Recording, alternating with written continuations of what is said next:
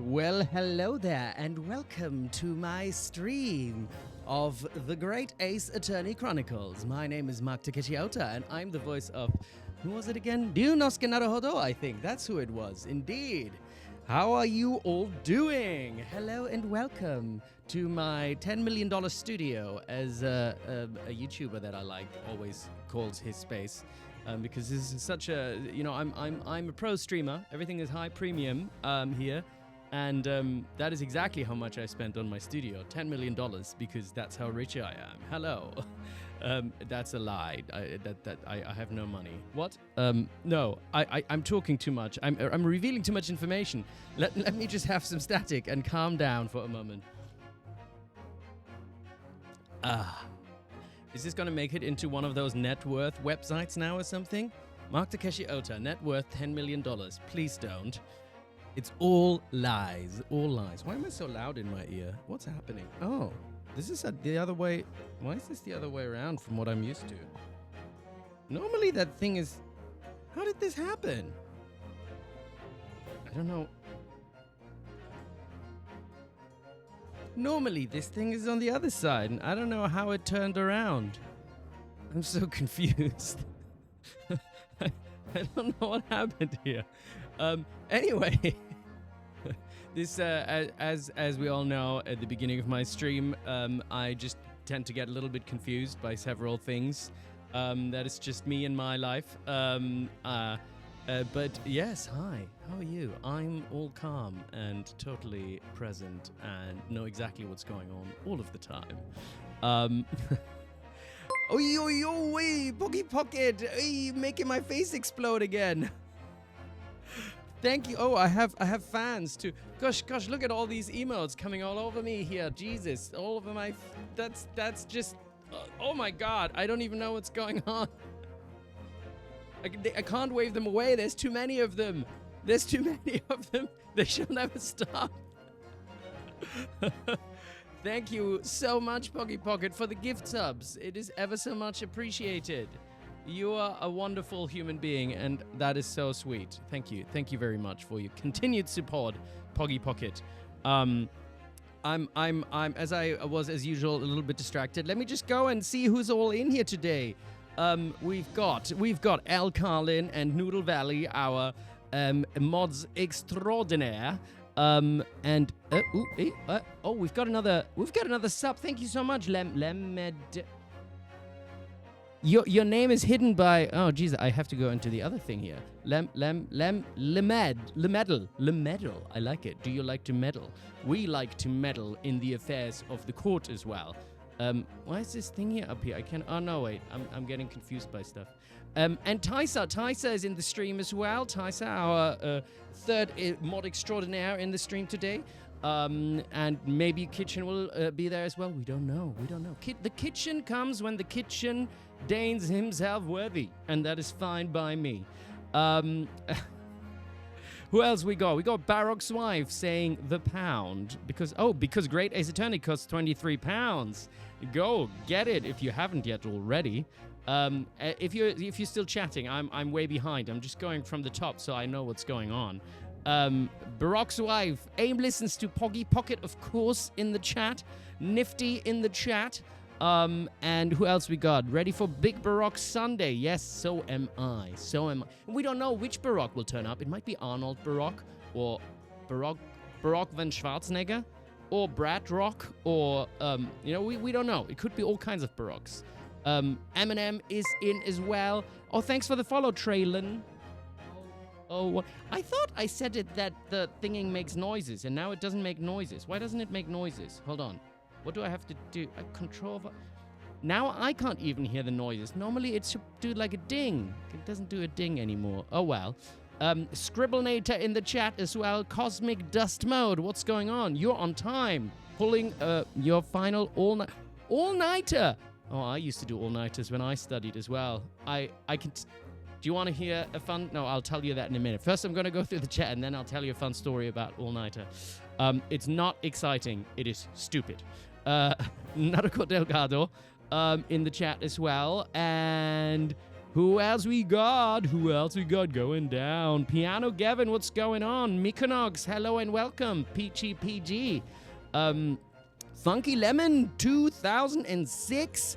2K6. What? Is there like 2,599 before you? So that's how that came, or is there another reason? But first time chat, thank you very much. Welcome. Tysa says everyone is invited to my mansion. Yeah, the imaginary mansion of joy. Streamed Sam's also in the chat. So excited. You woke up early to make scrambled eggs. I love scrambled eggs. It's not Eggs Benedict, but close enough. That sounds good to me. And very fancy. Eggs Benedict. Look at you, fancy person, you. Who has we? K-Nannery. Paradise can't stay today because you and Sheol are at a con right now. Have fun at the con. Sending me all your brain power. Thank you. I can use all the brain power you have because I don't have all that much always. Sappy hours. Good evening. I'm slowly catching up with all the chat. Unless you chat too much, then I will never catch up with you. Light Bright Reignite. What's going on?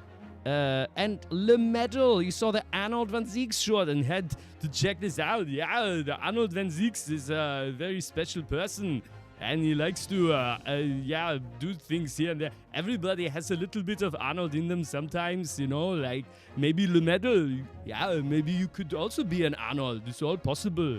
Everybody can be an Arnold sometimes, Trailer Noir, first time. Thank you so much. It's great. You hear the beep. You hear the beep, El Carlin. That's great. I love that. But I didn't hear the beep on the last follow. Anyway, and we Neptune on Mars, finally able to catch a stream live again. Oh, thank you so much. Neptune is a wonderful provider of I don't have it right now, but it's of the thing that I also signed, which is on my Streamily, which you can still check out if you like. I have some prints there signed, and if you all want them, and maybe at some point I'll do another signing as well. And Neptune on Mars did a wonderful artwork that for me that depicts me in how do you say, in the pose of Ryunosuke Naruhodo and in the style of Ryunosuke Naruhodo, and I really like it. Baloroth is in the chat again. Sheol is running at me in Mach speeds. What? I don't get it. Is my brain too small? Is she... How's Sheol doing that? Oh, I have a hype chest. I have to open the hype chest. Hold on. Also, why is this on the other side? I don't know what happened with my... I don't even know how this would have turned around. My brain is very confused right now. But I have a new emote that is a button. We can press a button. So if we Le Medal is German, so close enough. Willkommen. Ich bin auch Deutscher. So we can do a little bit about that. Just because most people don't speak German in here, so I think I'll keep it to a minimum, So just every once in a while, a little bit of German in there, I need more liquid. I've already been speaking so much. Have I not hydrated enough today? I don't know why I'm so thirsty. Look at me, I'm all caught up with the chat. Did I screw it onto the stand upside down? I don't think I did. It's basically just that the microphone is completely fine. It's just that the thing that's normally on this side is now on this side, and I have no idea how that happened. It doesn't make sense to me. I don't know how it would even work. Upside down? I don't know. Anyway, it's fine. It doesn't matter. None of it matters, because you know what? We're here. We're just for a good time, and where the button is, if it's on the back side or the front side, who cares, I could turn this shirt around and wear it the other way, and if I liked it, that'd be completely fine, right? That'd be completely fine. German speaking, a Japanese and English. Well, I'm German Japanese. That's why also, I'm both. My dad is Japanese, mom's German, which is why, genetically, I guess I'm equally both. Culturally, grew up mostly in Germany, but Nihongo mo okay desu. So, Barry Winkles, you got lost. What about a button? Oh, it's just the button of my microphone. It doesn't really matter. Buttons buttons go anywhere they want in the world. Anyway, I'm glad I'm all caught up with the chat and know what's going on in both my life and the world of chat, which is great. Clouds Ike, you finally made it again. How are you all doing, though? Is everybody well? I hope people are well and healthy, and if you're not that well, then I hope you get better, because that is also what life is about. Because not everybody can be perfect all the time, and that is completely fine, you know. I'm not perfect. My knee is an annoying part of my body that just does weird things, but my mind is free, so it's all good. It's all good. Your power has been blinking all morning, so you might just be coming in and out. Oh, I'm sorry to hear that. Knee, please, right? Silly knee, but it's okay. I don't need to jump up and down anymore for work, so it's fine. It's fine. It's 1 a.m. where you are, but you're not sleepy at all. At least you can watch a stream. Yippee! I hope you don't have to get up really early. If you do, then I hope you get some snoozes. Oh, and I could tell you a good story about what when I pulled an all-nighter at university. That was great. I studied economics in my first degree, right? And I was actually usually pretty good in most things, but not that diligent with studying in some cases. And I remember I wanted to get a, what was it called? A cum laude, like sort of like a good degree or something. And for that, you needed to have all grades at least a 7 out of 10. And on statistics, I had a 6 out of 10 once. And then I was like, all right, I'm going to try and have a go at it again. And because I could do the test again, and then if I get a 7, then I could still get my cum laude. And then I did it like a year later, I think, again. I didn't study at all, just pulled an all-nighter the night before, and I got a 6 again. So I didn't end up getting my cum laude, and now I'm an actor. So there you go. That is my story of one memory of an all-nighter at uni. So if you want to get a cum laude, don't just pull an all-nighter and study. Study the whole way through the semester. That is much better. Batter? It's not a batter like pancakes. It's better. Anyway, that is enough of me yapping. I want to play. I want to play. Oh, when I change... I don't understand why when I change the scene, it just does all of this again. I don't really get it. I don't get technology sometimes. But it means we can celebrate again all the gift subs from Poggy Pocket. And we can... Wait, where do I have to wave? This way. I have to wave this way. Whoa. Emotes. Chill, emotes. Emotes, chill. You're coming at me. Jeez. Technology. Technology is amazing, isn't it? I tell myself that every semester as well, but it never works out. I'm sorry, Limedal. You can do it, though. You can do it. It's all in your mind. You can do it. It's all in your mind that you can't do it. So put it in your mind that you can do it. And then you can. Brain power. Anyway, I feel like we can do an Escapades again. I haven't done an Escapades in a while. Or do I want to do an Escapades, or do I want to go straight into the game? Let's do an Escapades. Escapades. Escapade number 5 we're at. Naruhodo's legal consultancy. Just to ease up. It's been like a week since the last stream. We do an Escapades. See how's it going, you know? Wait. Am I well?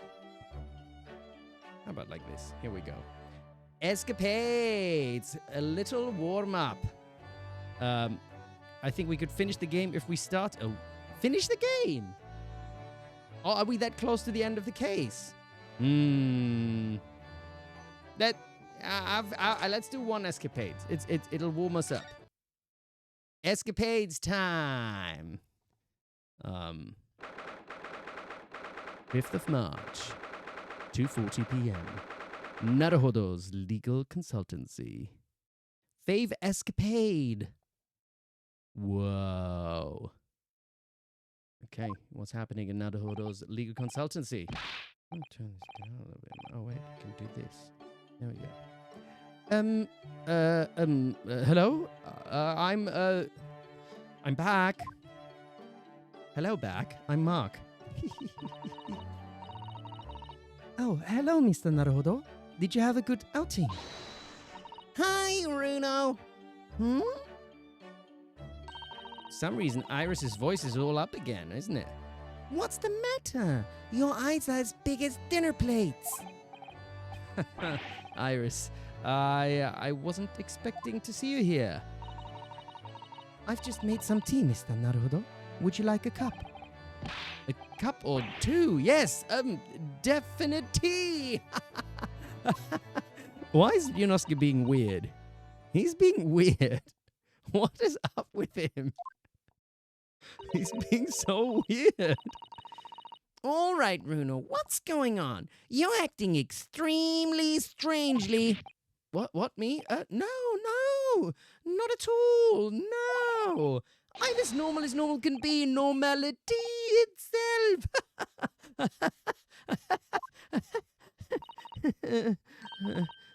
Not again, Mr. Naruhodo. Sorry, not what again? What do you mean, Susie? Whenever he goes out on his own lately, he always seems to come back with a peculiar new purchase. Peculiar? Peculiar? What's peculiar about the things I've bought? Nothing. You seem to think that anything British is a curio. You simply must... A curio? Like in Black Myth Wukong, they have curios. It's all crossing over. Crossovers. Is a curio you simply must have. You keep buying items of bric-a-brac even though you don't know what they are. Well, there are a lot of bric-a-brac shops and pawnbrokeries and the like around here. It's when I've been to Lord Strongheart's to give my weekly report. I'm always so nervous beforehand. On the way home, I just find myself in those shops and... Oh, yes, all right, I can't deny it. I've bought something. Again. You're right, you can't deny it, because your eyes are wider than ever. What did he buy? What is making his eyes so wide? Come on now, Ryunosuke. You really ought to put a warning sign about them. They're bigger than some potholes around here. It's hard to resist things in the bric-a-brac shop. It's all so cheap. Mr. Sholmes has given me lots of useful advice about how to pick out the real bargains. You must remember, Runo, that Hurley likes to have fun with you. Take his advice with a big pinch of salt. Well, that's true.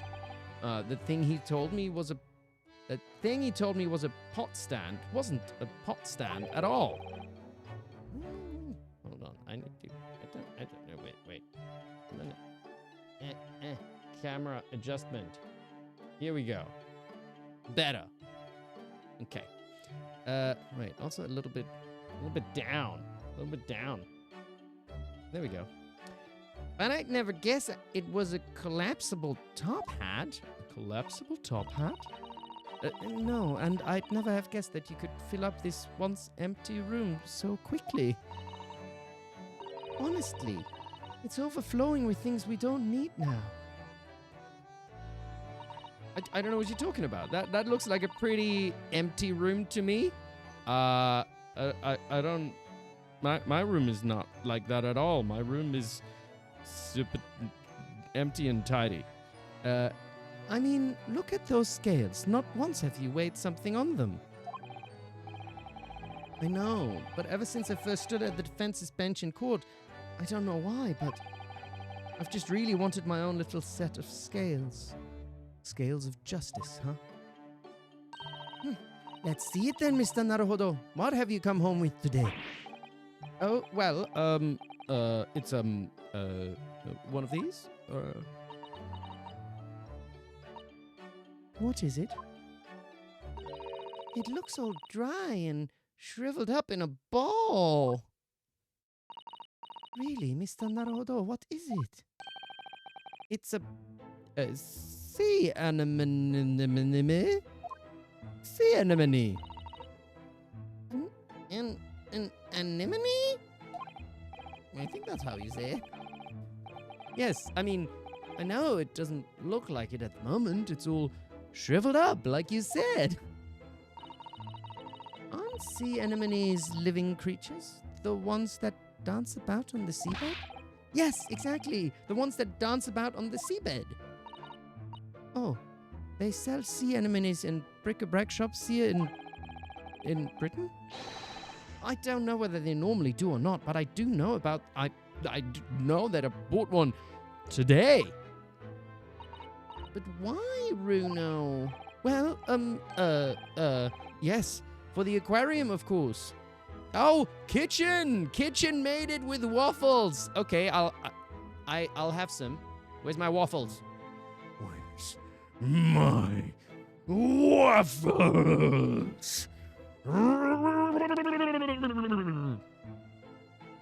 I want waffles now. How rude. How rude. Throwing it. Okay, I'll wait for it. It will only be 70,000 hours till they arrive. Yes, for the aquarium, of course. We are doing another Escapades, Mr. Kitchen. Escapades about anemones, apparently. Anemones? Aquarium, I don't know that word. Well, according to the shopkeeper, keeping sea creatures in tanks was hugely popular here in London before. Oh, yeah. Some people have some beautiful fish in the seawater tanks, it's true. Having an aquarium became popular because the old glass tax was abolished. There it is again, rearing its ugly head. The subject, taxation. Taxation makes Susato very sad indeed. It was a real craze for a while. Everyone in London had one. As opposed to all of us, we all love taxes, right? Taxes are great. Taxes make the world go round. Taxes make things work. For a while? I don't know, I'm gonna make myself some enemies here. Yes, it didn't last long. People's enthusiasm soon waned. Wait, who's Southern? Oh, Iris? Iris is just a constantly evolving person. It's just far too much work to be changing the seawater regularly in a city like London. Never a truer word said, I'm sure. You'd think people might have realized that from the start, really, wouldn't you? Anyway, that was long before I was born. So now, everyone jokes that there's an unloved aquarium covered in dust in every attic in the capital. She's trying things out to find out who she truly is. That's true. And it's true. There's one in this attic, too. When I told the man in the bric-a-brac shop about it, he had these words of wisdom. That's why this is the age of the sea anemone. Anemone.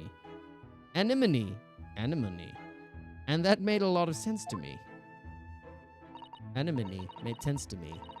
Does that rhyme? It made sense to you, did it?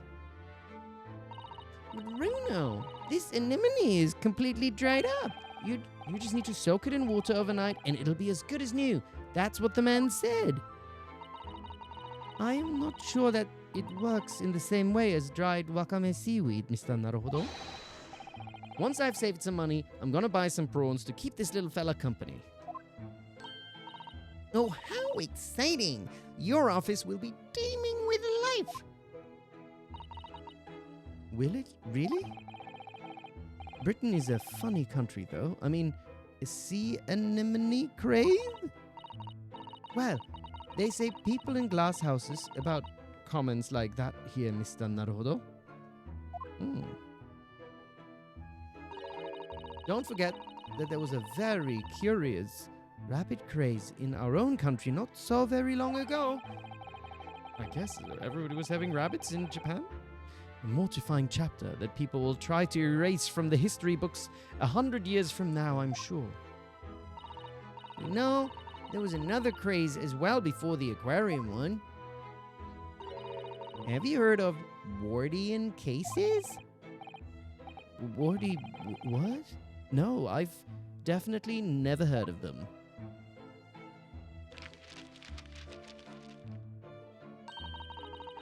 They were little glazed cases for growing plants indoors, I believe. Oh, somebody's typing out anemone. Anemone. Anemone. Anemani. I'm going to call them anemani now. I think anemani sounds fun. Oh, I see. For plant lovers to raise their favorite tropical plants. That's right. Like different types of ferns. Ferns? Do you mean those rather dull plants with lots of fronds for leaves? They're not dull at all. Ferns are lovely plants. I think people wanted to recreate the exotic foliage of the tropics in their own homes. So they grew ferns? I mean, ferns. Sea anemones. Londoners certainly have a knack for the obscure.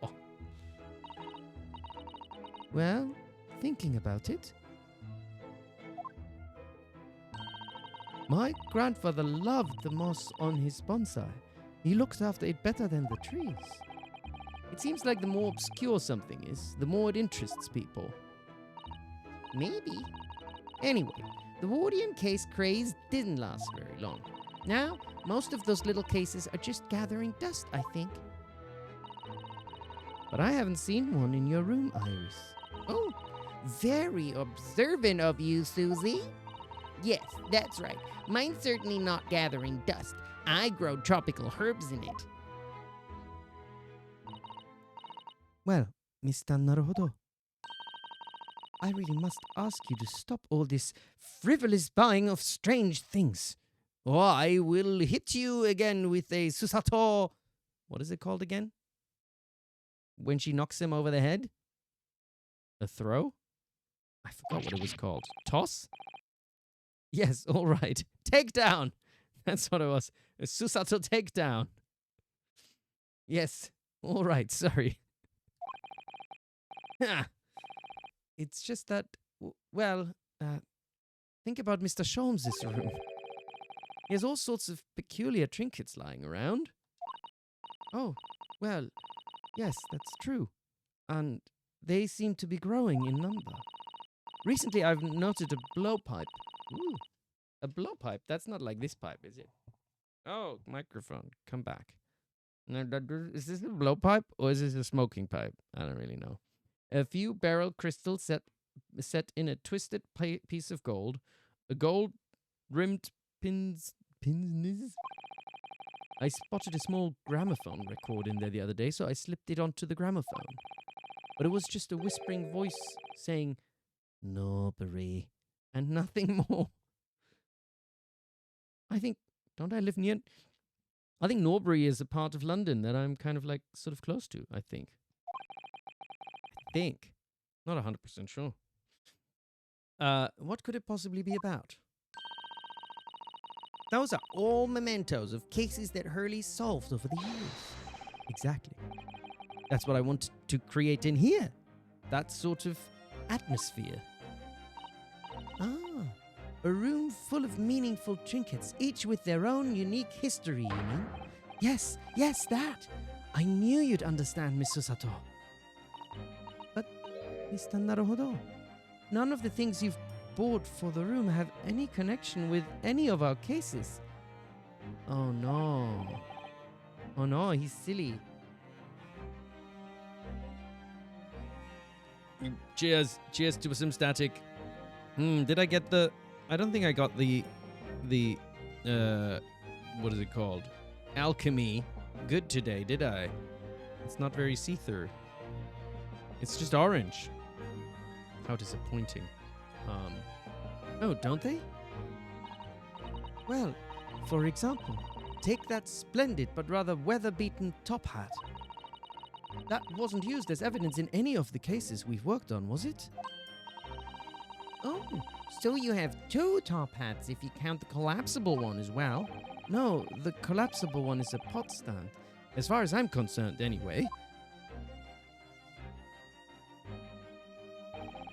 But the other day, when we were in court, they were everywhere, weren't they? It's true, a lot of top hats. Top hats, I mean. Well, here in Britain, of course, they're the mark of a true gentleman, so that's hardly surprising. Oh, hello, Bob Blobble Polge. Welcome to the chat. Yeah. If a man isn't wearing a top hat when he ventures out of doors, he'll be looked down upon. Oh, so I'm looked down upon because I'm not wearing a top hat? How rude. Gosh, it has very strict rules, doesn't it? The English Gentleman's Code. I've been wondering how I'd look in a top hat recently. After all, my university uniform is black as well, so I think it would be very in keeping. You know, even though he's, like, becoming a lawyer, he still wears his university uniform. Should he not, like, move past that at some point and, like, you know, wear, like, ruffles like Barack or something like that? Oh, what a good idea. Go on then, Runo. Try it on. Do we see now Runo with a top hat? Oh, they're not impressed. They're not at all impressed. Oh, God. Oh, that's not what you want. You're trying on a new fashion item, and then you have them laughing at you. That is so mean. The lesson here, I suppose, is that the juxtaposition of student and gentleman is just so strange and wrong. Well, I'd rather it didn't suit me anyway. I mean, these hats are ridiculous. I didn't even care about it. Yeah, I only did it as a joke anyway. I didn't really mean to do it. I don't care. I'd be willing to bet every foreigner who sees one of these for the first time thinks exactly the same thing. Why is that man wearing a chimney on his head? Like, it's so stupid anyway, right? I don't care. People in glass houses remember Runo? What do you mean? Well, what about Japanese? Chon? Is it? I don't actually know how to say that. Is it chonmage? Oh, chonmage? Chonmage top knots? Those haircuts are the height of ridiculous. Yeah, they're a bit silly, aren't they? True. A bit crazy. Don't like running around with those. At least you can take a hat off. Once you have a chonmage, it's chon your head. It's chon your head for good. Very good, very good. Very clever. I'd be willing to bet every foreigner who sees a chonmage. Is it chonmage? I feel like stupid if I'm saying it wrong. Chonmage? I didn't know that's how you call it. I'm gonna need to look it up so I don't feel silly. Where is it? Chonmage. Is that what? Oh, it's chonmage. Alright. Learn something new. I'd be willing to bet every foreigner who sees a chonmage for the first time thinks exactly the same thing. Why is that man wearing a cannon on his head? That's exactly what most people think, right? I suppose that's what it means to have different cultures, isn't it? I guess so. I guess that is what it means. Demon's Lair. What's going on? Chonmage, drawing on the hidden power of Chon. Oh, Chon Mage. I am a Chon Mage of the samurai variety. Oh, wasn't I think Ouchie had a Chonmage, didn't he? But Ouchie looked like an idiot. Ow. Why is my lip is so dry. Does anyone have some chapstick? I need some chapstick. All right. On the subject of hats, the one Mr. Sholmes always wears is really very strange, don't you think? Mikonox, you have some chapstick. Okay, thank you. Thank you. I'll call in as well. Yep. Thank you. I'll get some. I'll just grab some from here. Thank you. Thank you. I'll take that. Yeah. Okay, that helped. Thank you very much. Appreciate it. Always can rely on y'all. Chat provides everything. I beg your pardon, Mr. Naruhodo. What the thing to say? Oh, what did he say? What did I say? Oh, yeah. Wait, you were just laughing at me and what I was wearing. Why can't I say things also? That hat is the very... Oh, it's because she stands, like, Sholmes so very hard, isn't it? That hat is the very essence of Mr. Sholmes. Yes, without his deerstalker. Oh, God, she looks angry. Oh, 'tis dear stalker. The great detective would be unrecognizable. It's called a deer stalker? That's a surprisingly swanky name. It's the hat of a hunter, just like the flat cat. Now that I've expelled my anger, I'm all calm again. I made up my mind long ago to visit Regent Street and buy one for myself. Be prepared to receive 100 chapsticks at your next con. That'd be alright. It's like a lifetime supply, isn't it? I turned Wukong there. Susato getting angry. Maybe she has a little monkey in her, you know. Hey, Wukong comes in many different forms. Maybe Wukong has taken on the form of Susato in order to assist Ryunosuke Naruhodo on this adventure. It's all possible, isn't it? I'm not sure it's going to fit over your hair. Well, I think it's perfect for a great detective who stalks his criminal quarry. What do you think is strange about it anyway? Well, you've seen it?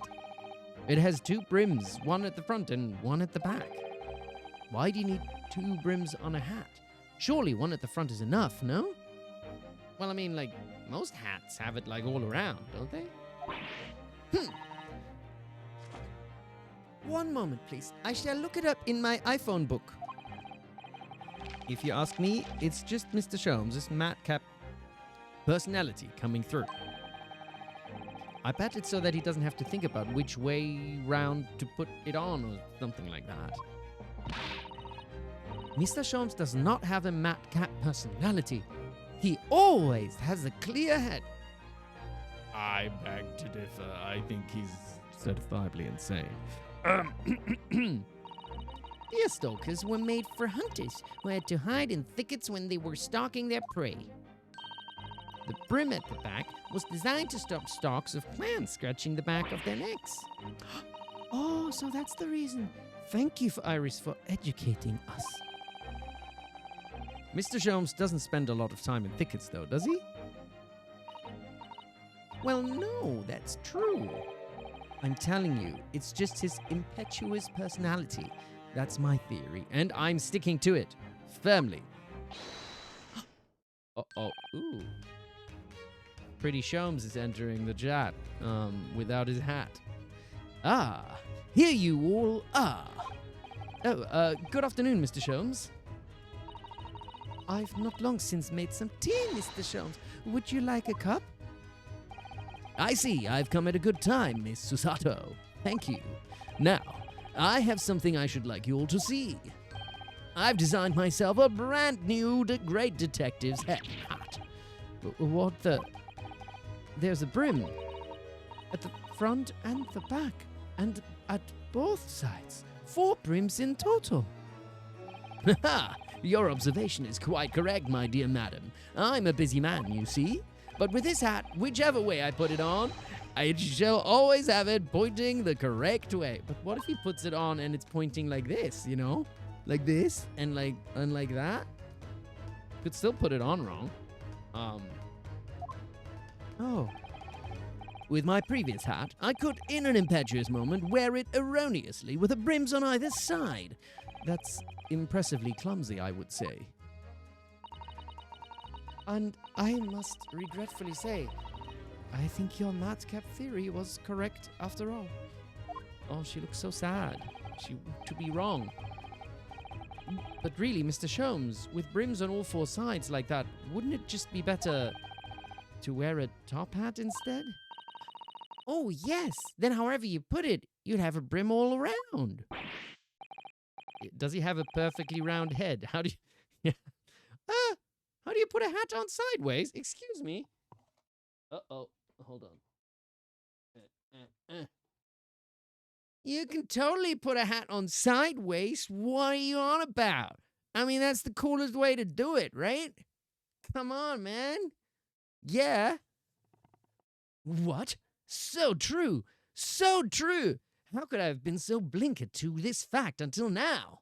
Mark, the 90s were 30 years ago. Yeah. I don't know what you mean. Is that not still hip? Is that not what the kids do anymore? What about backwards? No? Is that I got burned again. I got burned just like Runo. So rude. So mean. It's fine. No feelings were hurt in the making of this program. What? So true. So true. How could I have been so blinkered to this fact until now? It's okay, Grandpa. Let's get you. I go to bed when I want to, Kitchen, not when you tell me to. Okay? Just to make that very clear. Hold on, just need a little bit of static. Well, fortunately, I happen to have 2 top hats here. If you just lift... Wait, who's laughing at me? Is someone laughing at me? How dare you?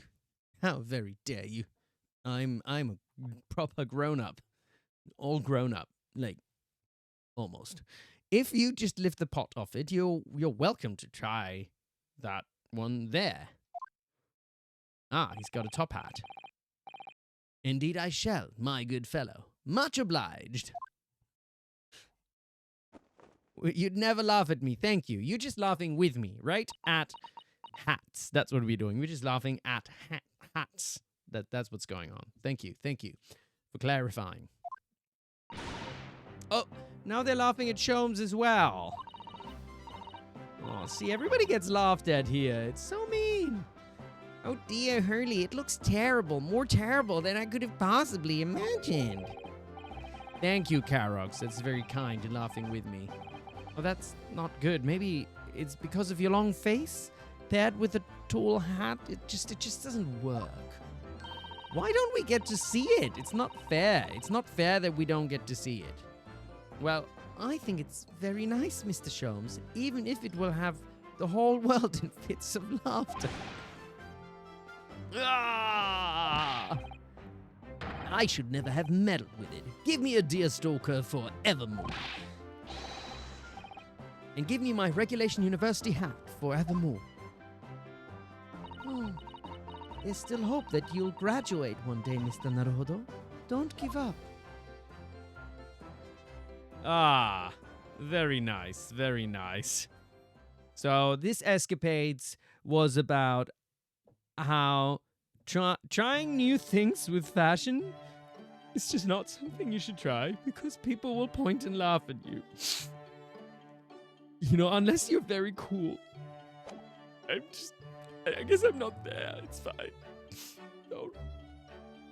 It's okay. I'm okay. I'm fine. Hold on. I'm just gonna need to refill my static. Refill my static so that I have more tears in me to cry for later. It's okay. It's okay. Thank you. Taxes? Why is everyone on about taxes? Why are you all on about taxes? When did taxes come up? I mean, taxes came up earlier. Emotional support static. That is what this is. I think I might have some chapstick over there. My lips literally are very dry. So, be 2 seconds.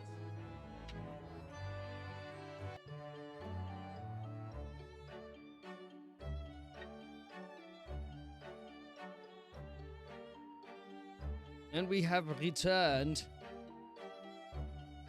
with better lips. Hello, Jay Muja. Happy Sunday. Did you just tune in? Literally, when I was off screen, it was just an empty screen. I just had some very dry lips, and I needed to put some chapstick on. You're waiting for Escapade number 8. Which one's that? Which one are we? We just did number 5. So when does this one happen? Ah, Old Bailey Courtroom. Is that like at the end of? Well, we have to play the main thing for now. Okay, so this was. Well, is this the? Did I like not save last? Oh no, this is autosaved. Oh, that is the Escapade episode 5. Look how Escapades episode 5 it says there. There we go. See, now we're going to see I can see last Sunday. What date is it today? 16th. So on the 9th, yes. So 9th of February. This is see, my save game system works. My save game system works very well. 8:05. That's the last save game. See? I should finish the game before 8. Yes, yes. Save 6. Wait, what? What's going on here? Just got here. We should wait for it. Yeah. We're not doing 8 now. We are continuing the case. Hold on.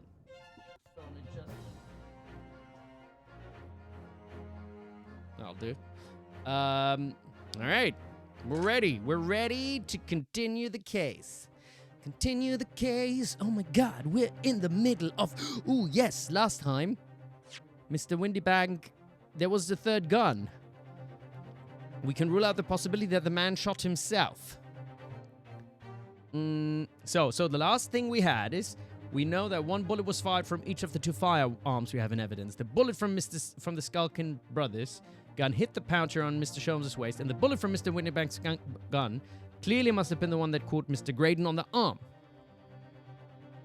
And that, my dear ladies and gentlemen and everyone in between, leads us to the conclusion that Mr. Windybank was shot by a third gun. A third gun. And we've got Smug Roo the Dew back.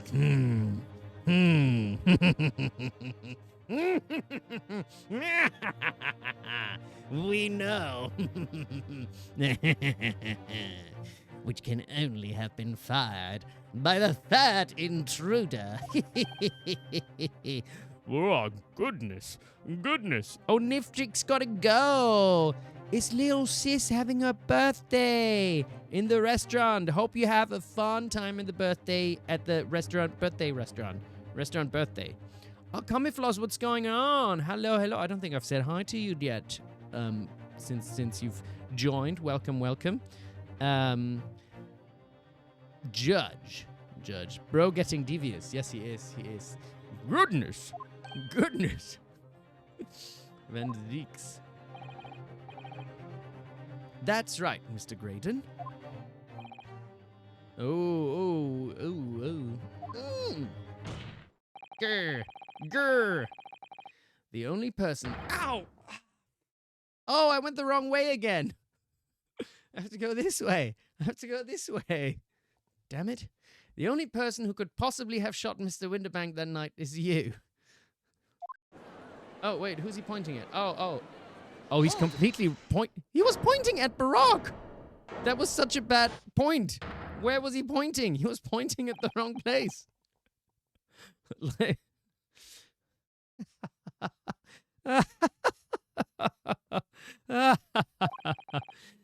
You little upstart. You made a grave mistake when you summoned me here. What? What's that supposed to mean? Yes, as you rightly say, I was there at the pawnbroker's. I did my best to hide the fact, naturally. I had no intention of ruining the distinguished career I'd built for myself at the communications station. But did the thought ever cross your mind? Did you ever consider the possibility? What do you mean? What thought? What possibility? The possibility that if I was there at the scene, I may have witnessed the crucial moment. You see,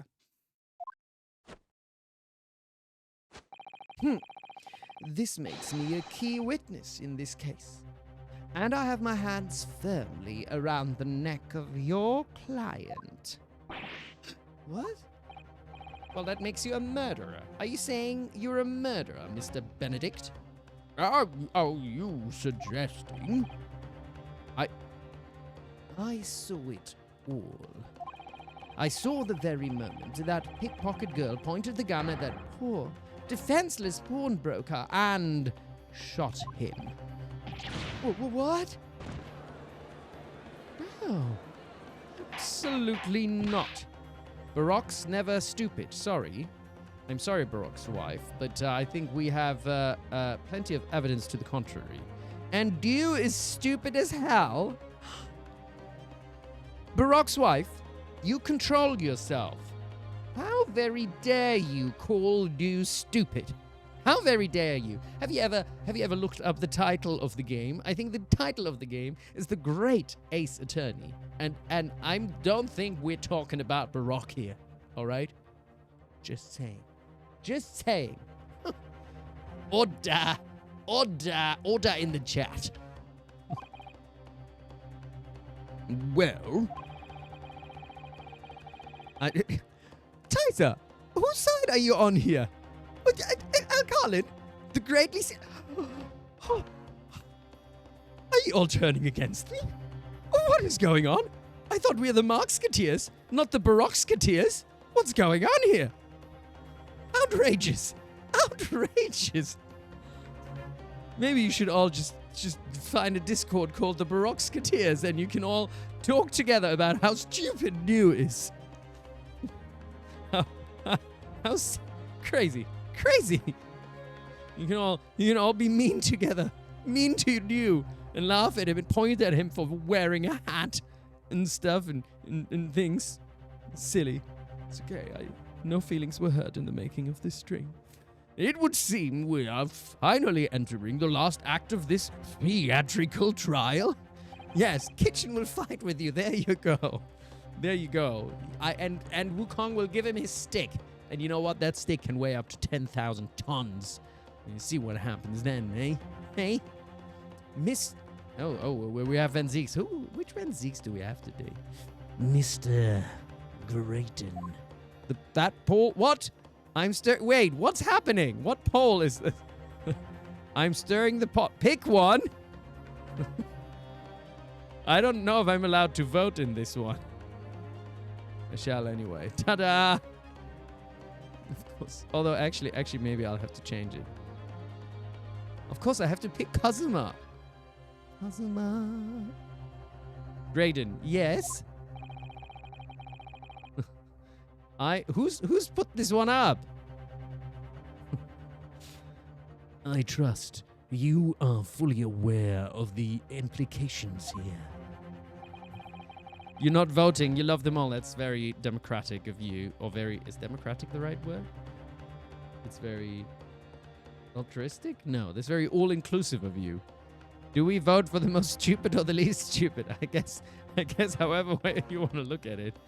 If it is shown that your claim is false, you will have incriminated yourself as the killer. Right. Hold on. I'm sitting weird. Wait, wrong. Here. There we go. And this one needs to be high.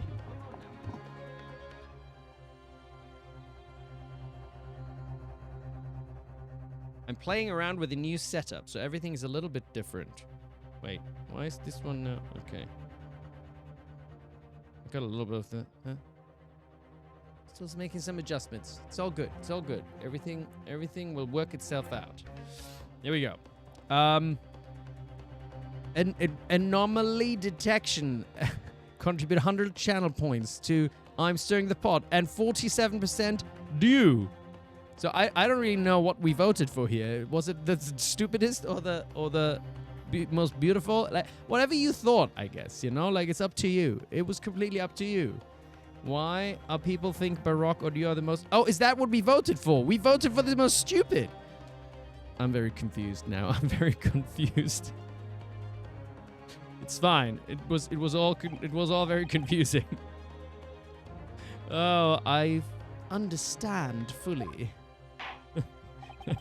Barry Winkles. See, okay. I would say I'm going to make an executive decision. If, since the poll was not clear on what we were voting for, the results are nullified. This is just, I actually, one of my first jobs was actually calling people on the phone and saying like, hey, who are you going to vote for this Sunday? Oh, hey, what do you think of this product or whatever? You have to be very clear on what questions you ask, my dearies. Otherwise, we don't know what we should answer. But that's fine. You won, and that's how I'm going to interpret it. I win. Then I must ask you to give your formal testimony once more. You will explain to the court precisely what you saw the moment the defendant allegedly shot the victim. Nothing would give me greater pleasure. Oh, nothing? I think dancing would. You like dancing. I think Graydon would definitely be a dance TikToker, wouldn't he?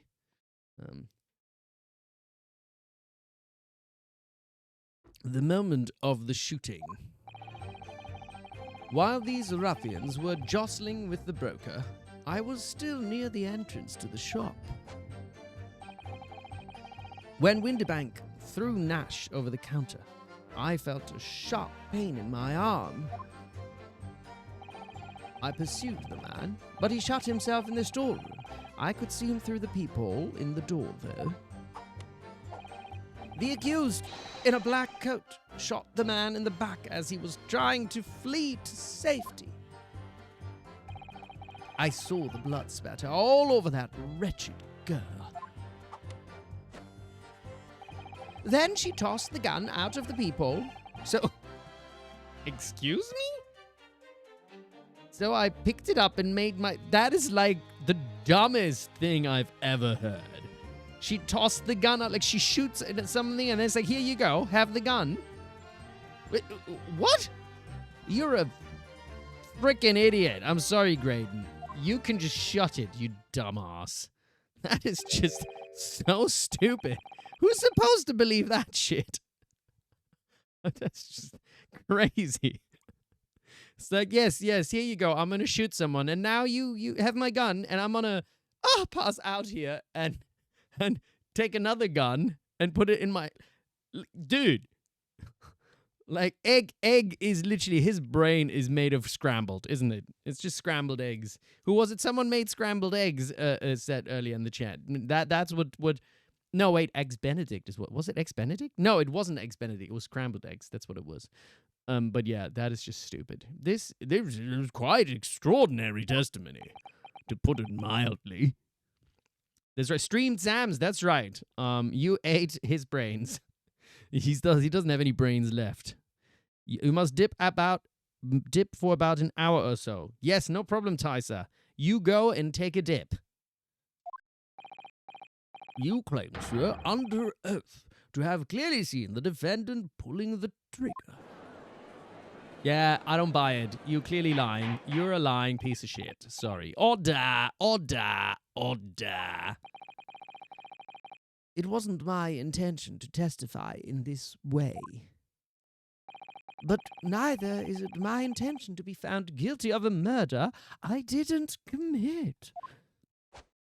I am clearly innocent because innocent people like to dance. So you see, my hand has been forced. I tell the truth now as an act of preservation. Self-preservation, even. I am not a mummy. I am not getting preserved or mummified. The truth. Until now, the prosecution was completely unaware of these details. Are you buying this shit, Van Zeeks? Because then you're stupid, Van Zeeks. Yes, well, sorry about that. Having shot me in the arm, the pawnbroker was then shot in the back by the accused. Lies. All lies. How can he dance with his arm bleeding like that anyway? And as I said, she was showered in his blood. You say the blood spattered all over the accused's coat? Are you sure on that point? Oh, yes, quite sure. All over the black overcoat that pickpocket girl was wearing at the time. Really? If her coat could somehow be shown to harbor vestiges of blood, that would be conclusive evidence here. Time to get drunk again, Barack. Such an investigation is entirely possible, my lord. I'm just going to have another drink. Oh, wait, I can actually really have a drink. I am drunk, Barack. What? Only very recently. A German scientist has developed a technique to identify human blood. His name was Nosferatu. So here's to true science, not some amateurish detective's dubious foray into the world of chemistry. There's nothing dubious about Hurley's work. His ideas are all sound, you doofus. Ideas are no use to us here. In science as in law, theories must be proven before they stand. Stupid ass.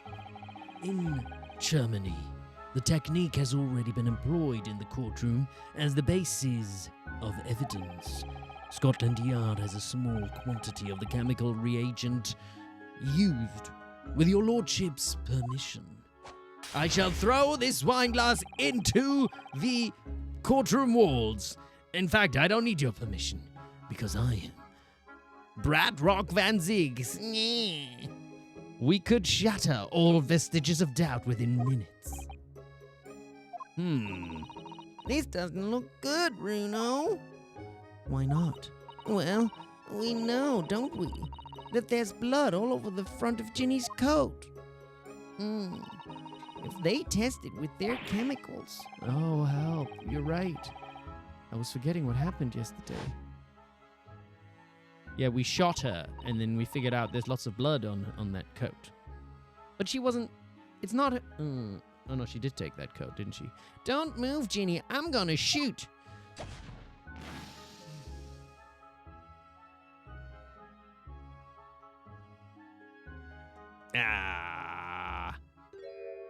So much blood. Purple blood. Purple blood, purple blood, purple blood, purple blood.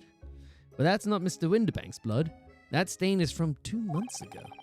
That's Mr. Mason's blood from when he was stabbed by McGilded, who was wearing the coat at the time.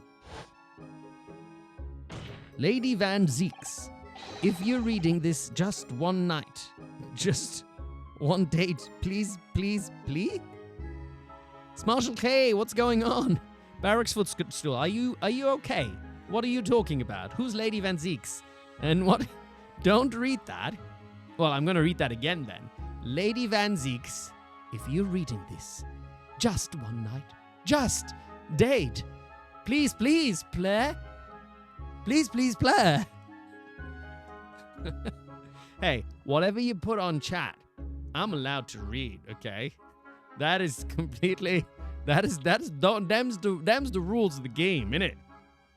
You made Barack a woman and people are thirsting. Oh, come on now.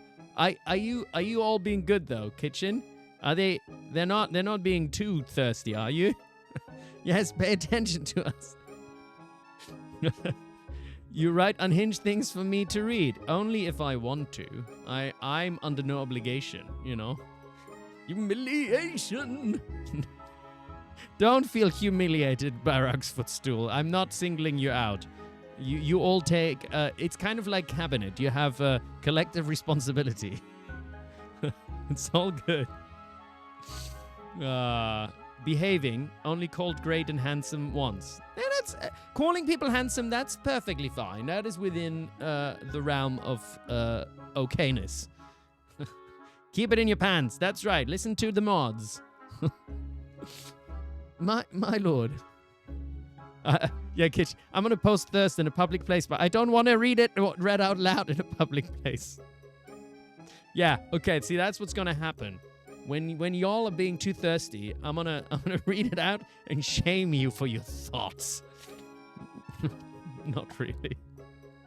My lord, the defense objects to the test proposed by the prosecution. Oh, that's not a good look, though.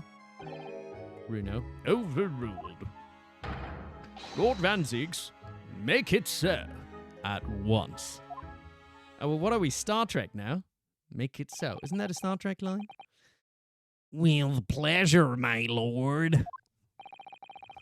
Van Ziegs has shifted a little bit. And And while we await the results, the defense may proceed with the cross-examination. Once they find that blood on the overcoat, Gina will be... Counselor, yes, my lord. your cross-examination. Speaking of Star Trek, I have actually worked a little bit on Star Trek, but nobody really knows, and I have never heard it. I've only worked on like a couple of, what was it? There's a game I voiced some trailers for in German. I have no idea where they are. I've never seen them. It's not really that cool, but it's like a trailer voice thing or something. Pick your, like, what was it in German? Something. Pick your ship and go to battle with other galaxies far, far away, or something like that. I forget. I don't have very good memory. Of course, my lord. Wait, what is it called? Starfleet? There's a Star Trek game. It's Fleet Command. Something Fleet Command or something. Mark Takeshi Ota. Galaxy. Oh shit, that's Star Wars. You're right. Yes. Oh, I totally embarrassed myself now, didn't I? It probably wasn't. It wasn't that. Stardate 92750. Captain's log. If this cross-examination doesn't go well, I need to cross-examine things. So Mark doesn't know Shatner, but he knows Jean-Luc Picard. I know Shatner. I know Shatner and Picard. I actually watched more Jean-Luc Picard, I think, growing up. Because the Shatner one was already quite old when I grew up. Because I'm not that old, in case people are wondering. Okay? I'm not like 70. If I don't manage to uncover some decisive evidence or a really compelling clue now, I have a very bad feeling about the outcome of this trial. Cross-examination time! I like cross-examination. The moment of the shooting. All right, now, let's pick apart this stupid Graydon bastard.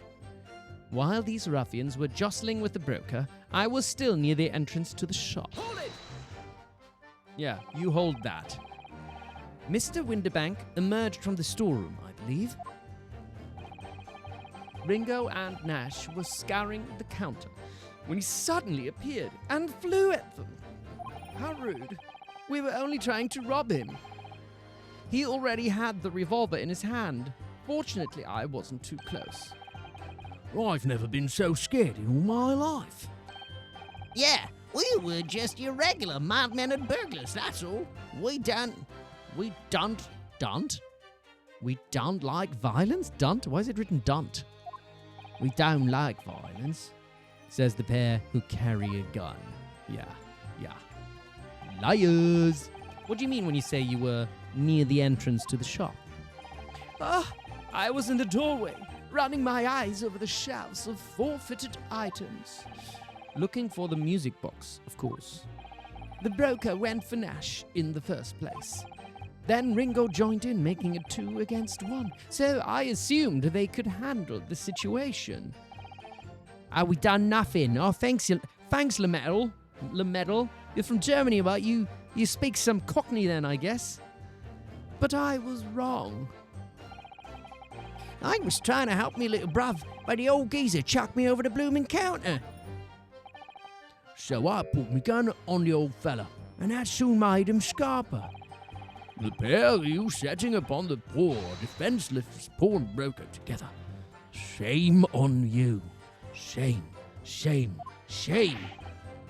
Sorry, Gov.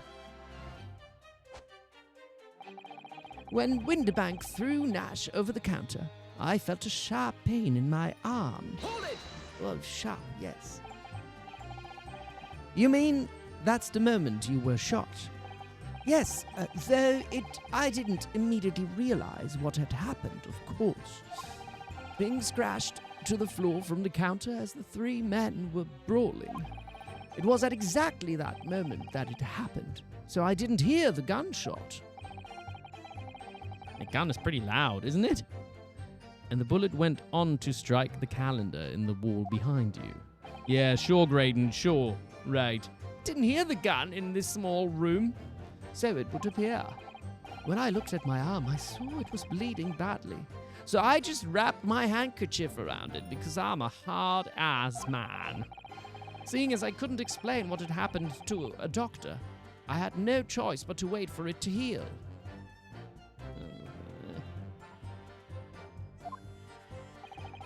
I didn't imagine it would still be bleeding 2 days later. Did Mr. Winterbank intend to shoot you, do you think? Well, now, I don't imagine he even noticed I was there, to be honest. Perhaps the gun went off accidentally. Anyway, it didn't quite strike home. When I put me gun on him, he tried to shove me out the way. And then he scarpered through that door out back. At which point, what did you do?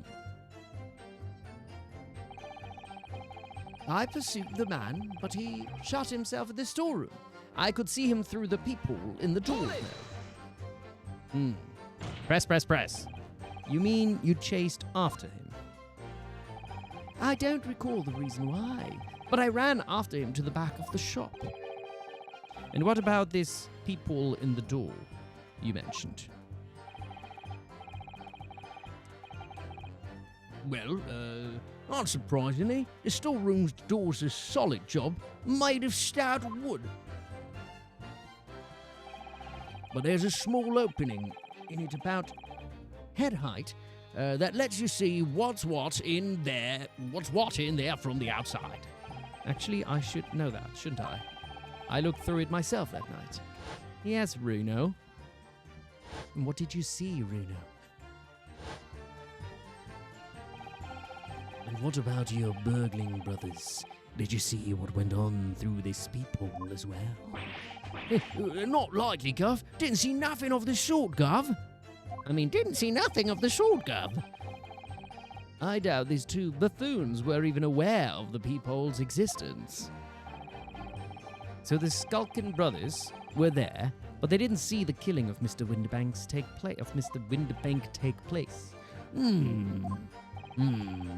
Inside the storeroom, I could see the broker and that young girl standing there. The defendant? Yes, though neither of them noticed that I was looking. The girl raised her gun and pointed it straight at the man. And then, what did you see next? The accused in the black coat shot the man in the back as he was trying to flee to safety. Yes, when the crime was discovered, the defendant was found with a gun in her hand. But that was Mr. Winterbank's gun, from which only a single bullet had been fired. And as we have already established, Mr. Grayton, that bullet was fired at you. But no. It wasn't the broker's gun that the pickpocket girl had when I saw her. Yes, the bullet from Winterbank's gun grazed my arm, and yes, the Skulkin's gun grounded the detective. But this was another gun entirely. A third gun.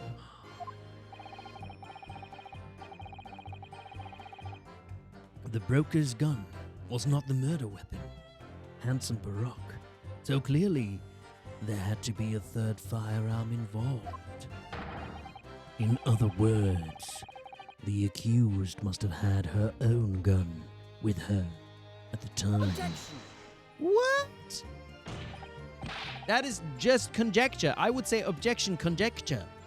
There's no proof of any other gun, Although we've been trying to prove that there was another gun, haven't we? but no other gun was found at the scene.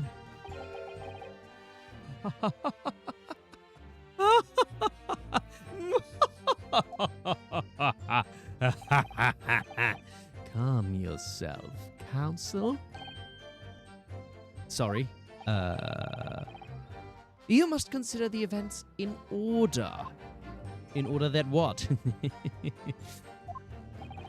At first, I saw the broker and the girl glaring at each other, but then, all of a sudden, the broker turned to run. And it was at that moment that I started dancing, that the little gutter rat shot him in the back. A chilling image, I must say.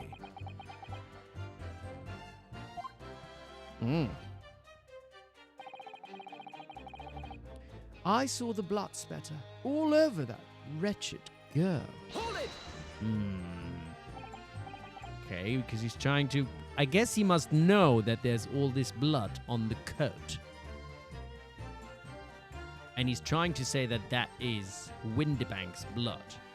But we know that it's not Windibank's blood, right? We know that it's Mason's the Mason's head blood. All over her. Interesting. Yes, through the peephole, I saw it clearly. Of course, the stains are invisible now, what with the coat being such a dark color. But I assure you, that garment is sullied with the victim's blood. Well, it is sullied with blood, that's for sure. But it is not Mr. Windibank's blood, is it? No, that's right. It's Mr. Mason Milverton's blood from when McGilded stabbed him 2 months ago.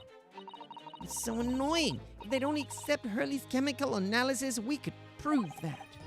But they won't. So unfortunately, we can't use it as evidence to support our case. So rude, isn't it? Bother. Yeah, why don't we allow that 10-year-old's, testimony? Because she seems really smart. Then she tossed the gun out of the peephole. So I picked it up and made my escape. That is convenient, right? Convenient bullshit. Did I hear you correctly? She threw the gun out of the room. That's right. After the broker fell to the floor, she started walking over. Over where exactly? In the direction of the storeroom door, to where I was watching. Of course, I quickly retreated. I was scared of that little girl, because I am a scaredy cat, really. The girl dropped the gun through the peephole onto the floor on my side of the door. But why on earth would she do such a thing? I couldn't tell you. Perhaps she was hoping to distance herself from the murder weapon. Without thinking, I went and picked it up. I suppose I was worried about just leaving it there in case any more tragedies took place. So it was you, in fact, who took the third gun from the scene of the crime. Yes, it was yours truly. I left the clear up to my lackeys and left. Clear up? We made a bit of a mess around the counter, so Mr. Whistle and Flute here told us to tidy up. He thinks our bloomin' mum he thinks he's our bloomin' mum sometimes. Well, I was paying you enough, by God. Tell me, Mr. Graydon, when you left the pawnbrokery that night, was it by any chance with the second disc in your jacket pocket? You little toe rag. Oh. You're like a bull at a gate, aren't you? Oh, what is going on here? What is going on here? Excuse me. Come on, Greggsy. Chill out. Gentlemen. Wait, who did we ship last time? It was Greg and Egg, right? Gregson and Benedict. Gregson and Eggert. Greggert.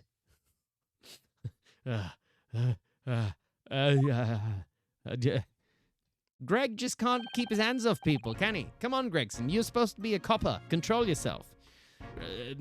Something went something wrong, sunshine. That should be my line.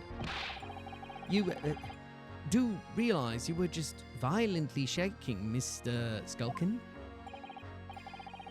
Blimey. This D's a bit of an hooligan, ain't he? What was going on just now? You saw him. He grabbed me whistle. Why, the places, he said, didn't you mention a third gun when we got you down the station? And why didn't you? Cause We didn't know nothing about it. All that flaming peephole in the door. Sorry about that. I can be prone to lose my rags sometimes. Not hurt, are you? Oh, blimey. See the way he's looking at me? I'm telling you, this D gives me the willies. All right, then. That was strange. Strange indeed. The inspector doesn't normally get quite as worked up as that. He wouldn't normally grab someone. No, that wasn't like Greggsy at all. Ooh, maybe Nash. Maybe Nash couldn't keep his hands to himself. He's normally all sweetness and light, no matter what I say to him. Yes, well, I think you might be a special case, Iris. Well, anyway, that was definitely out of character. Maybe he was running out of chips. Okay. My lord. Requesting your lordship's permission to interrupt the cross-examination. Explain yourself, officer. I have the results of the test that was ordered earlier, my lord. The blood on the accused's overcoat. The overcoat. Blood. Baroque is a vampire, isn't he? He loves blood. Thank you, officer. Very well. The cross-examination is hereby temporarily suspended. I presume you have no objection, counsel? No, my lord. Blob Leponge!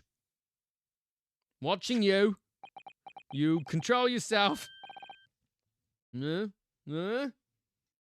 eyes on you.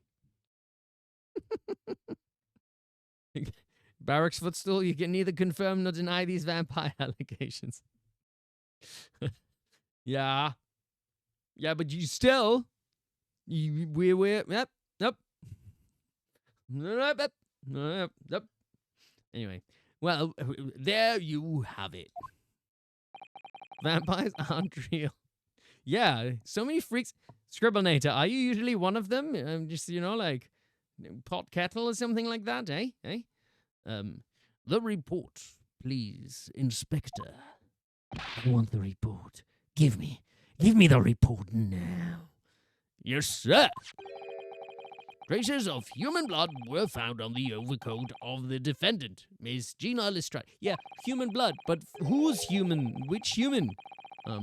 Very weird creature. Scribblenator. The lady doth protest too much now. I believe you. It's fine. You haven't done anything wrong. It's all good. It's all good. Sorry, I'm just teasing. We are all freaks. Exactly. Everybody's a freak. But there's environments in which you keep the freakiness to yourself. That's all that's all it's about.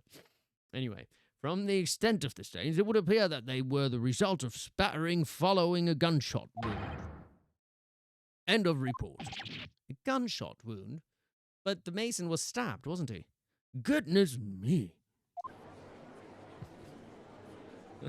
I'm not a freak, I swear, is definitely what an innocent person says, right, Balaroth? See, what did I tell you? Yes, objection indeed. No, the blood on that coat is not Mr. Windibank's. What on earth makes you say that, counsel?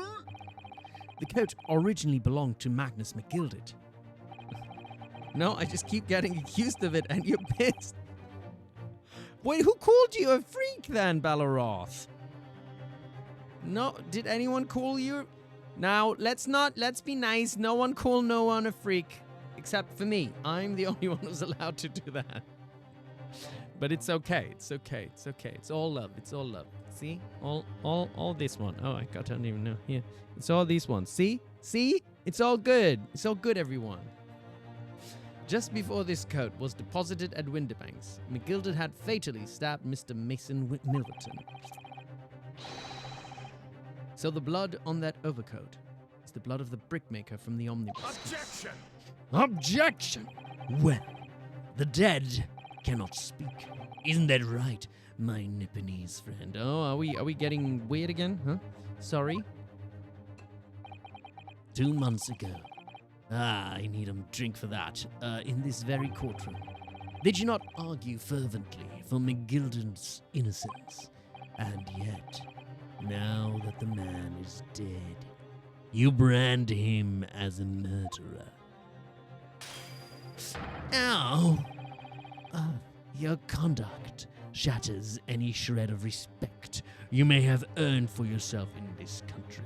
What, because I yearn for the truth, Mr. Baroque? Huh? But that was... I call it a bally disgrace. Treachery, that's what it is. Oh, how to determine whether the blood on that coat is 2 months old or not? Ronnie Rockman, the dead cannot speak. First time chat. How's it going? Welcome. Are you freaky like a lot of people in the chat? Sorry, that wasn't the nicest greeting. I don't know why that came into my brain. Even a stereoscope couldn't help the answer to that problem pop out. It can't be done. But we used Mr. Sholmes is a detective, not a chemist. Hey, I haven't been a freak here yet. No, I'm not calling anyone out. We are all freaky in our own ways. It's all good. Haven't... Yeah. Mykonox, that's a good call out. I haven't been a freak here yet. Y'all don't know about my freakiness yet. I've kept that to myself. No, wait. I accidentally clicked that away. What did she say? Would you put such faith in a chemical formula devised by me, for example, when I'm a communications officer? I held a Pirotsky to starving boy, and he ran away crying. Sherlock Sholmes is barely more than a figment of the public's imagination. His name carries no weight in this courtroom. No weight at all. Someone seems jealous. How could you say that? Victory is sweet indeed. This proves that my testimony is the whole truth from start to finish. How do you arrive at such a conclusion, sir? As the witness said, the accused's coat was spattered with the blood of the victim. The only way Mr. Graydon could possibly have known the fact is if he saw it happen. In other words, his testimony is solid, and the conclusion is singular. It was the accused who shot the victim in this case. That is the whole truth. No, you're lying, Baroque. I do not believe you. I think you're lying. My lord! Been a long battle, this one, but this old warhorse has something today. Say now, if you please. Oh, he's going to say guilty, isn't he? Going to say guilty. Mr. Foreman. As of this moment, sir, the squadron has reached its final decision. Oh, we're going to have a jury examination again, or what, a summation examination. Ready, man. All for one now. Guilty.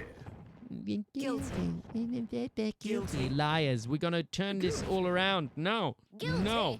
No. No. Okay, it means we have to fight. We have to fight for what's right in the courtroom. In the courtroom. Because we believe in justice. Do you believe in justice? What you think? Your sexy thing. Do you believe in justice? Yes, I do. Your sexy thing. Well, it would appear the ladies and gentlemen of the jury have reached a unanimous verdict. Oh, yes. He's going to throw it again, isn't he? Is he going to throw it? No, he's just drinking. He only throws it when he throws a tantrum, eh? The defense has consistently failed to unpick this witness testimony. Here's to any attempt you may make at unpicking the jurors' decisions being equally successful. You lie. You don't wish for me to be successful. You're a liar. Come on, don't be dramatic, Runo. We've got this. I don't believe it. I've come so far. Ooh. It's a bit unstable, my microphone. I might need to get a different microphone arm. I don't want it to fall over. Oh, no, it's okay. It'll be fine. How is it all unraveling on me so fast? How indeed? How did this happen? How did this happen? Ooh. Who's this? Oh, very distressing to be held in such low esteem. Who's speaking? Who's speaking? Oh, wouldn't you agree, Mr. Naruhodo? Bailiff. Officer? What's going on? You've delivered the report now. That will be all. Thank you. It occurs to me with some regularity, Mr. Naruhodo, that scientific truths are determined not by science, but by none other than the human mind. Why is the bailiff being all philosophical? What's happening? Oh. Is this Herlock? Is this Herlock? This is Herlock, isn't it? Am I going mad? Ah! This is...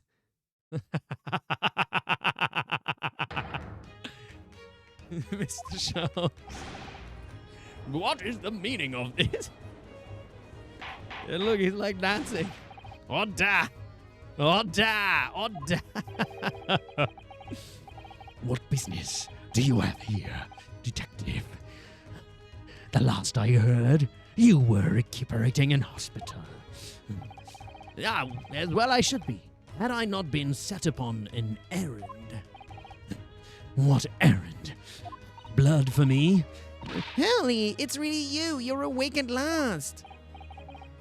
Yes, good day, Iris. I appear to be rather late to rise. My apologies. Now, my lord, if you will humor me. In what manner, sir? I have something of great importance I wish to give to the young lawyer over there. Arnold? Oh, hey, So who's Arnold? Is it who's going to be for those? We had a few first-time chatters. If you haven't seen it before, we have a Arnold thing. Kate the Vampire. Wait, who's going to be Arnold? Who's going to be Arnold? Barack. You want to be people? You want to see people still, Simon? Simp. That's right. We love it. I need no more than 5 minutes. Would you be so kind as to spare us the time? What say you to this, Lord Van Zeeks? Yeah, this trial has taken many hours of the court's time, having spent so long already. Exactly. Having spent so long already, we don't want to go wasting any more precious time. As I was saying, having spent so long already, it would seem churlish to deny the defense a mere 5 minutes. And in the meantime, I can do some push-ups and make sure that my biceps remain strong. Because I like to have a pump at most times. A pump is really good for you. Yeah, it feels great. Great to have a pump. Yeah, pumping iron. Wow. Very well then, counsel. You have 5 minutes. My dear fellow, I apologize for my tardy arrival. Mr. Sholmes, are you all right now? All right, I'm all wrong. Sorry? I've only just managed to summon the strength to stand, man. I asked the judge for 5 minutes. Then I will fall right over and go to hospital. But I fear even that may prove too much for me. Pray, forgive me should I pass out. Why does he not stop dancing? I think that would help, you know? Okay, let's make this discussion as short as possible. Hurley, this place is full of idiots. None of them can see how wonderful your chemical blood analysis is. Ah, well. That concoction of mine was really just a bit of sport to assist me in my investigations. I never took the trouble to refine it for appraisal by the scientific community, an oversight on my part. Right. Modesty? Surely not. But enough of that. I'm here to give you this, my dear fellow. What's that? A lavender furoshiki wrapping. A leaving present from Miss Susato. From Miss Susato? Oh. If possible, matters were to be settled without me giving you this. Those were her instructions when she asked me to do her this favor. I don't understand.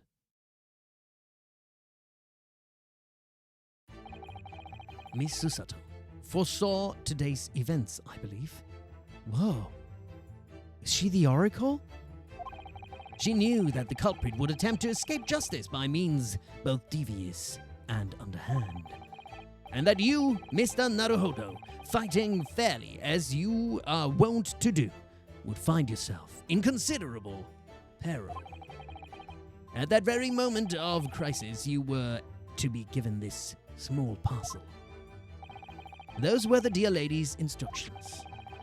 A leaving present from Susato-san. Whatever could it be? Okay. What is this? Oh, it's the machine I made.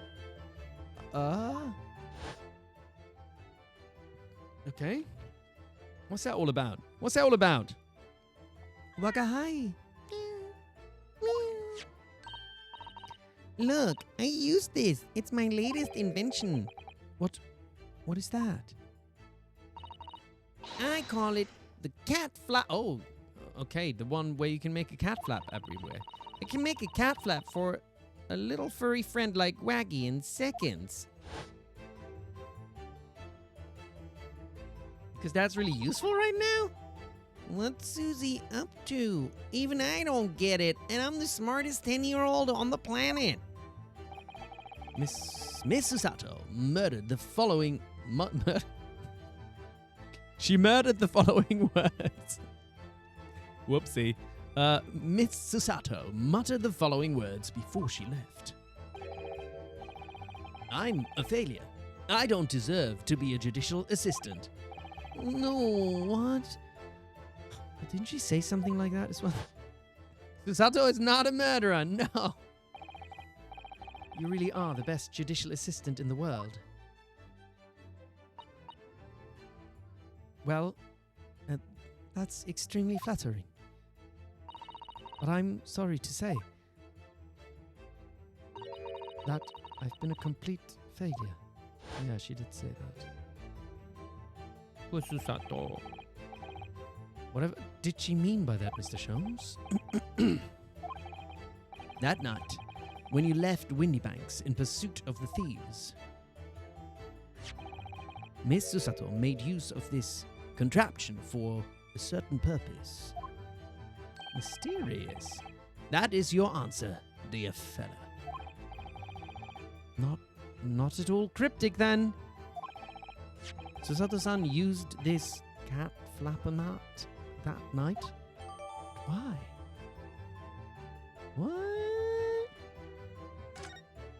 What? I mean, by what? I mean, like, oh yeah, everything's becoming clear because we're pro gamers and we totally know what to do. Yeah, 5 minutes is over. I throw things around. I'm angry. Because I just done my push-ups and the pump is not strong enough. Yeah. We're out of time already? Jesus. Barack Schwarzenegger. I'm grateful to you for affording us that brief recess, Mr. Reaper. I need no thanks, detective. I just need protein. After all, the die is cast. Is it really?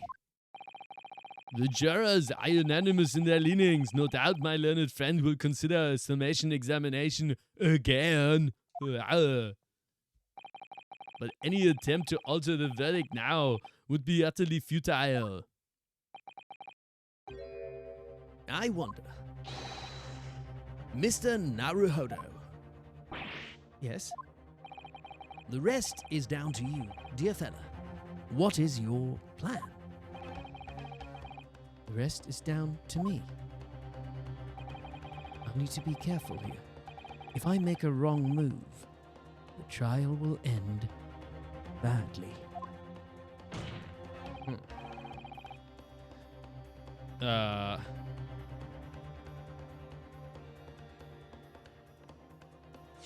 I think I was in the middle of a cross-examination, wasn't I?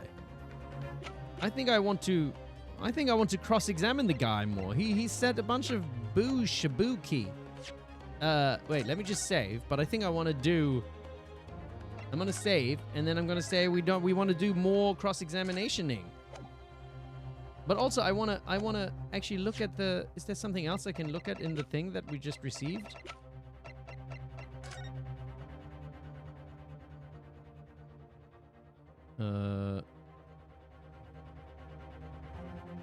Okay.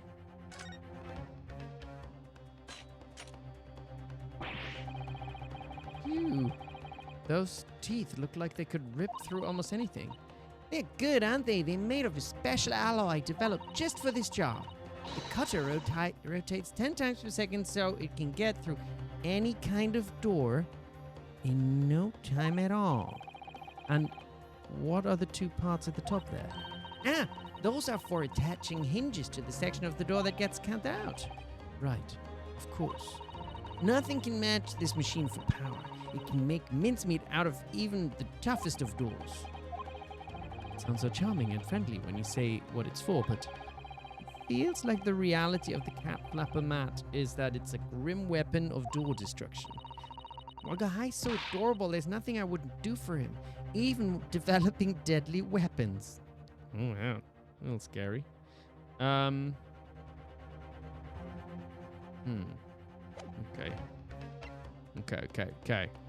It is a truly terrifying device, isn't it? I want to do further cross-examination. Objection! Okay, he doesn't want me to. The jurors have spoken. The jurors have spoken. Protocol dictates that you may not cross-examine a new witness. The defense is not asking for the cross-examination of a new witness, rather to continue with one of an existing witness. What? That is so confusing to me. It would appear that a rather important detail has escaped your attention, Mr. Reaper. Yeah, we were in the middle of cross-examining Mr., Graydon douchebag over there. Requesting your lordship's permission to interrupt the Cross-examining. This is Sholmes, isn't it? Yes, the cross-examination was interrupted. That's right. Thank you, officer. Very well. The cross-examination is hereby temporarily suspended. Very good. I presume you have no objection, counsel. No, my lord. Don't insult actual douchebags with Eggy here. I guess. So he's worse than a douchebag. Fair. I guess he can be a... What's worse than a douchebag? An utter douchebag. So nobody can say anything then. Bruno asks to resume his cross-examination of Mr. Graydon. Suggestions for what's worse than a douchebag.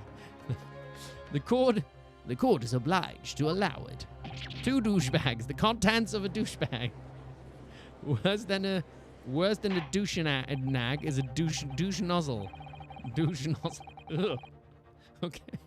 That's actually pretty visual. Eggert douche nozzle. You so sorry? What are you sorry for? Don't be sorry. It's fine. Sizer has returned. Welcome back. We're just talking about what's a worse insult than douchebag. Apparently, douche nozzle seems to be pretty good so far. It's fine. I would remind those present that this is my courtroom. I concur that the defense is entirely within its right to request the continuation of the cross-examination. However, I will not permit an unremitting protraction of these proceedings. Therefore, I have decided to afford the defense one final opportunity in concluding the cross-examination. Okay? Counsel, you must choose but one statement from the witness testimony and but one piece of evidence to present in support of your argument against it. A single chance to present evidence. If, following that, the situation remains unchanged, I shall move to adjudication. Is that clear, counsel? You will not press the witness any further. My lord. Yes, my lord. We've already pressed them on everything, so we can always go back and look at that. No, we'll be fine. A single statement and a single piece of evidence. Most generous. Well then, Mr. Naruhodo, it's high time I fell in a dead faint. Is he just falling over now? I leave this in your capable oh, jeez.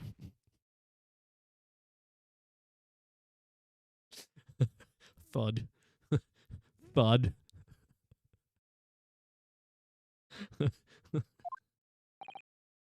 Oh, God. He's just... He's crazy. He's like 100% energy until he's just gone. He's just, there's no like, oh God, I'm hurt. He's just like, oh yes, I'm investigating. Everything's great. Now I shall pass out. Ugh. Oh dear. Mr. Sholmes. No, he's not died. He's fine. He's fine. He'll be fine. He'll be fine. He's just a little hurt. He's just a little ouch. That's it. He shall return to stand so insouciantly before the court in a state of such high fever. Either the man has extraordinary strength of mind or an extraordinary lack of feeling. I imagine he's feeling very... we're going to continue with Arnold with him. Oh, I imagine he's feeling very little now. Oh, the detective is sleeping soundly in one of the antechambers. Oh. Strike a man when he's down, why don't you? Well then, counsel, are you fully prepared? deep breath. Okay, meditation. We can do this. Gina. We shall find a piece of evidence. It will prove her innocence. Is this too quiet? Can people still hear that? I was like whispering. Whispering, yes, we shall. It's too quiet, isn't it? It's too quiet. I think I have to turn this up for that, don't I? Which one is it? I always forget which one's what.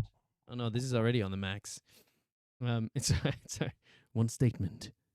One piece of evidence. I won't let Mr. Sholmes down. Or Iris. And I won't waste this final chance that Susato-san has given me. This is going to decide the entire outcome of the trial. We got this. We got this, y'all. Come on, let's do it. Everyone slap your faces, but only in a very gentle way that it doesn't hurt. Ah, focus. Screw homework? No, Cosmic Dust Mode, you gotta do your homework. Please, don't let me be the reason that you haven't done your homework. You gotta do your homework. Do your homework. It's very important. Very well. Very well, then. Under the terms I have outlined, you may resume the cross-examination. All right. Cross-examination. The moment of shooting. Again.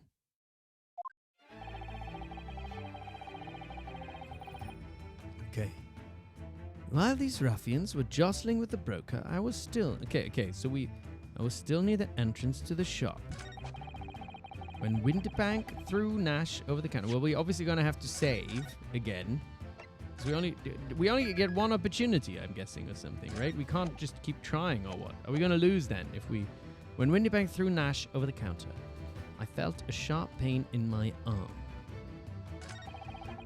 I pursued the man, but he shut himself in the storeroom. I could see him through the people in the door, though. The accused in a black coat shot the man in the back as he was trying to flee to safety. Right. He shot himself in the storeroom. Okay. Jostling with the broker. I was still near the entrance. So when did Gina go in there then? What is he trying to say? I pursued the man, but he shot himself in the stomach. I could see him through the peephole in the door, though. The accused in a black coat shot the man in the back as he was trying to flee to safety. What is that safety meant to be? So was he going into the room? He's trying to say that he ran into the back. It just doesn't really make sense. Shot the man in the back as he was trying to flee to safety. I saw the blood spatter all over that wretched girl, and she tossed the gun out of the peephole. So I picked it up and made my escape.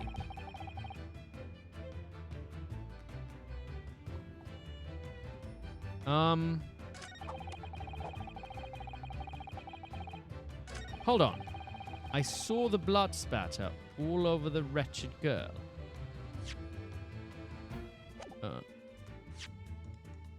But didn't we see? We saw. He says he saw the blood spatter, but we don't have a picture of it. But didn't she was like lying on the floor? You wouldn't even be able to see the blood spatter on her, right? Very confusing. Wait, why don't we have... Oh, we haven't entered into the court record Gina's blood on her coat. And also we're not allowed to use this.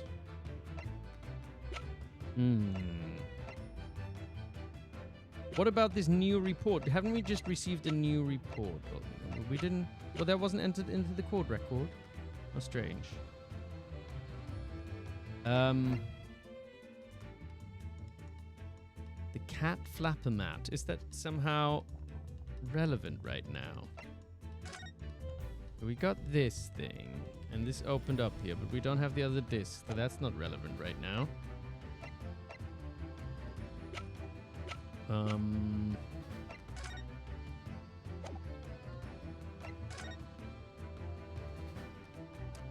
This seems difficult. This is 1 a.m. This is 1:30 a.m. Between those times...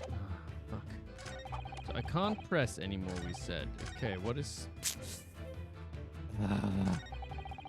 all very confusing. So, he's saying, while these ruffians were jostling with the broker, I was still near the entrance to the shop. So he's... Okay, he's saying, we've got the picture here, what is it? So he was near the entrance to the shop, and they were jostling with the broker. Okay. When Winterbank threw Nash over the counter. So then he's saying he threw him over the counter, and his gun accidentally went off. And shot him. So he's saying also that the gun that Gina held wasn't... He's saying that this gun... I mean, that seems to be this gun, right? The gun belonging to the victim, Mr. Winterbank, that Gina was holding. So she had a gun. There was a gun in her hand. In the storeroom. And he's saying that she shot Windybank in the back, but then tossed the gun out. But why was she then holding Windybank's gun in her hand? If Windybank's gun is the one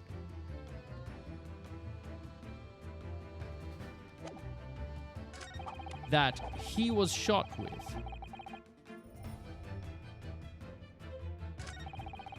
saw the blood spatter all over that wretched girl. Then she tossed the gun out of the peephole, so I picked it up and made... And we've got... So, but where's that... It doesn't really make sense. Tossed the gun out of the peephole, so I picked it up and made my escape. It's only one... Yes, I know, but I've also saved, so we can always reload, right? So it's... But, I mean... Then she... So, there's got to be one... So, there's got to be one piece of evidence. Oh, don't think too deep. So, it's something very obvious. Is that what you're saying? If it's something obvious, then I'm thinking it should be this one. Maybe. Because she...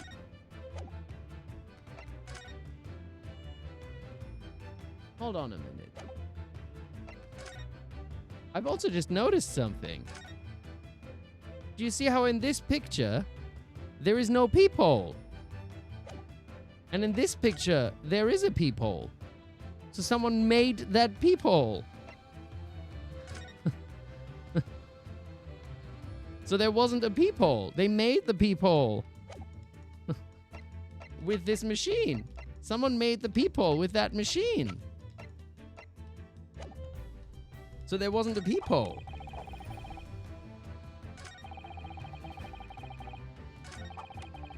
The accused in the black coat shot the man in the back as he was trying to flee. I pursued them, but he shot himself in the storm. I could see him through the peephole. So there wasn't a peephole. It's got to be that. There's no peephole there. There is... I don't know if this is the piece of evidence now, but I'm just gonna...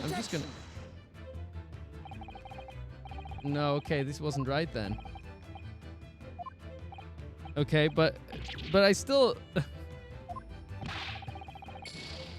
Okay, fine. So that wasn't... Well, we still found something, though. You say you could see him through the peephole in the door. The accused in the black coat shot the man in the back. Okay.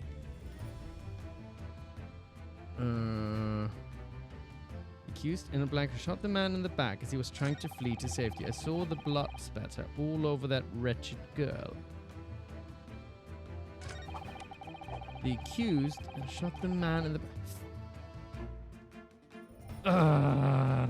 I mean, like, if it was like more AI and I could kind of like, I don't know, not AI. What if there's a future in which you can actually like sort of argue the case and see, but there's no peephole in this place or something that, and then if you could make it that way, maybe that's a future version of Ace Attorney where you can like literally just argue with, and that would be kind of like a fun way to use AI if it was like clever enough to understand you, sort of, right?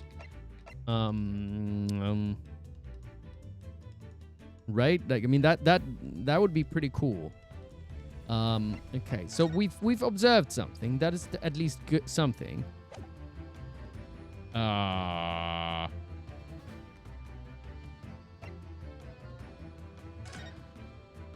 Photographs. I mean, somehow I'm also thinking, like, how would he have seen autopsy report? Single bullet wound in upper half of victim's back. No other visible sign. Instant death from a posterior bullet wound to the heart. The bullet entered the body from the back on a gently rising trajectory. Hold on. This also looks... I'm not sure about this, but there's no blood here on the back. So why would there be blood on her?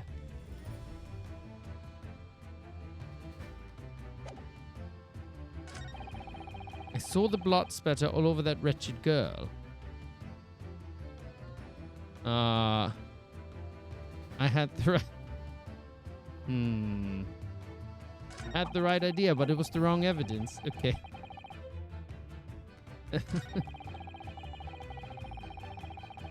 Okay, fine. I'm gonna then look at other evidence and see what could give me the idea.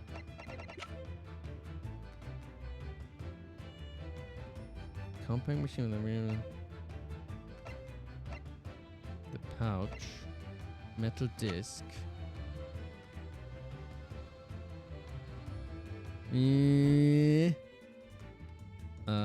Wait, late to join, Kazuma Asogi. What's going on? We're at a very important juncture, but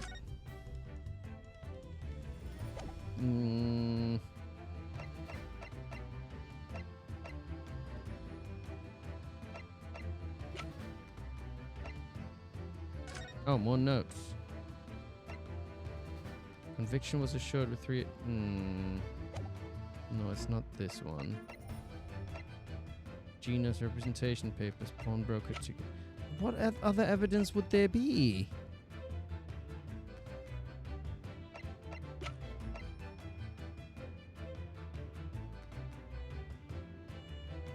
I pursued the man, but he shut himself in the storeroom.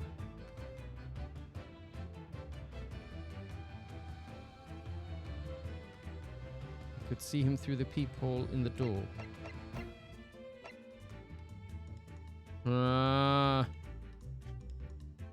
The most crucial hole. Are y'all trying to give me like hints?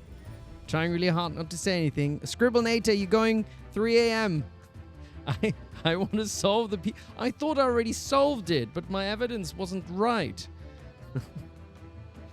Hold on. What if taken ultimately by the red-handed recorder showing the scene a short time before the murder took place?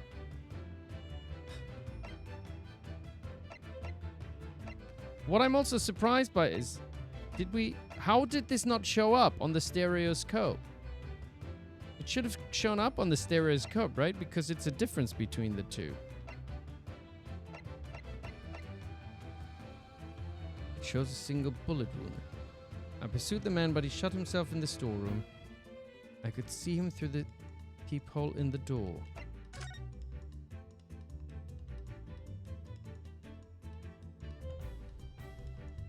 It's very confusing. From which... I mean, this is so confusing. I mean, the peephole wasn't there yet. But which other evidence is there? So, it can't be this. Redemption ticket. Paperwork. The blood on it has been identified as Mason, but that's different blood samples. Published story. Notes collated. The newspaper. Autopsy report. Between 1 and 1:30. Photograph. A plan of Winterbank's gun.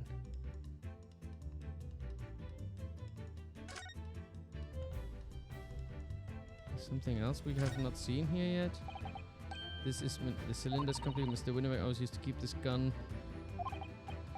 only ever with a single bullet loaded. Right. Woman lost as he was protecting a shop, I wonder, trying to keep the article safe. Gina had it in her hand. Ah. When in doubt, badge or armband in this case. What are you talking about?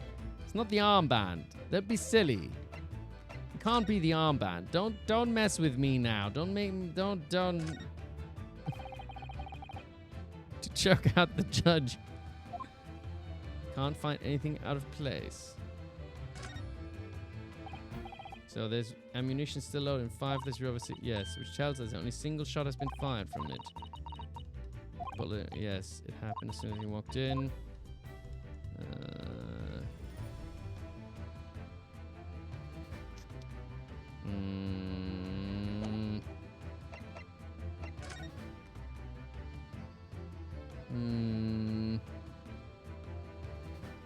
I mean, I feel proud of myself for having seen this, but other than that, what?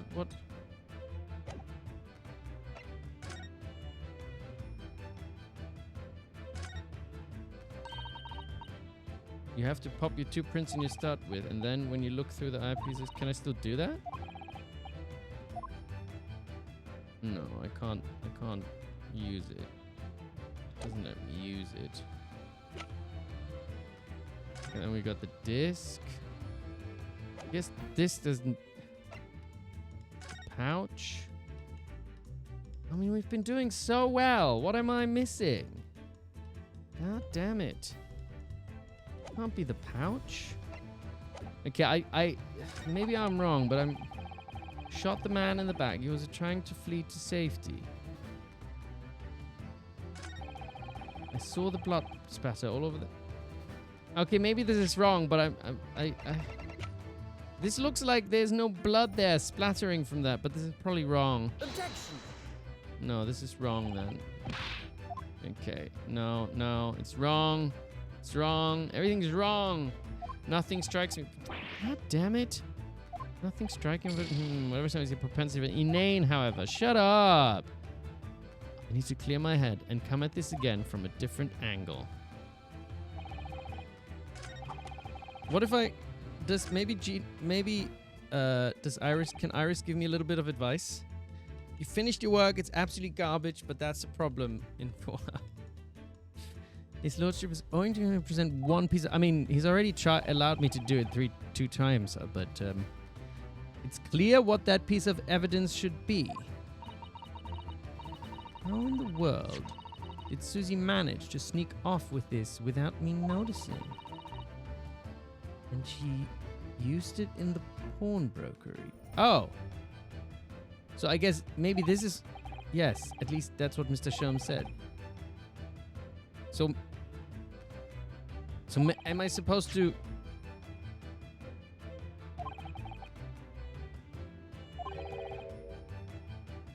So that's what I'm supposed to present then. Is that it?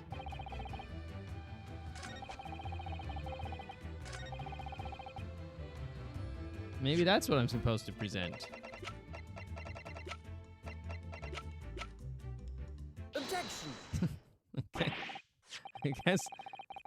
I guess what on earth is that eccentric contraption, Council? Well, I guess that's logical, but I feel like the picture was more logical.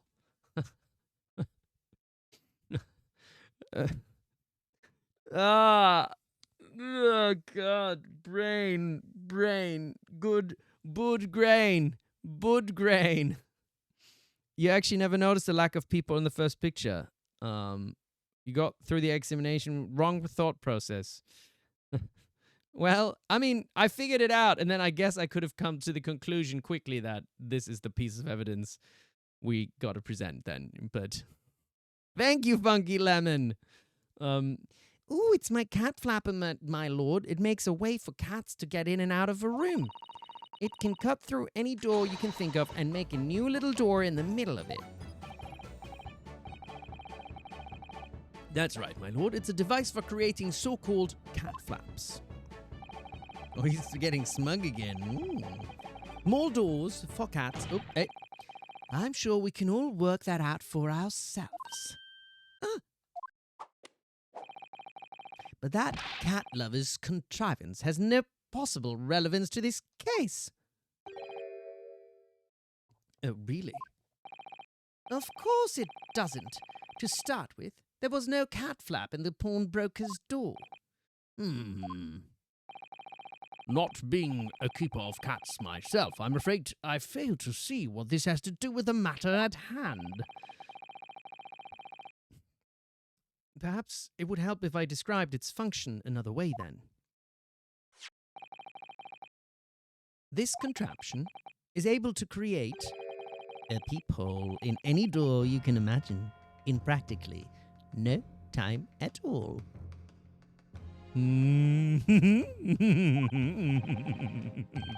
I beg your pardon? A peephole, you say? 2 nights ago, we arrived at the scene only minutes after the murder of Mr. Winterbank had taken place. That's right. According to the paperwork at the yard, it was you, your Japanese assistant, and Sholmes.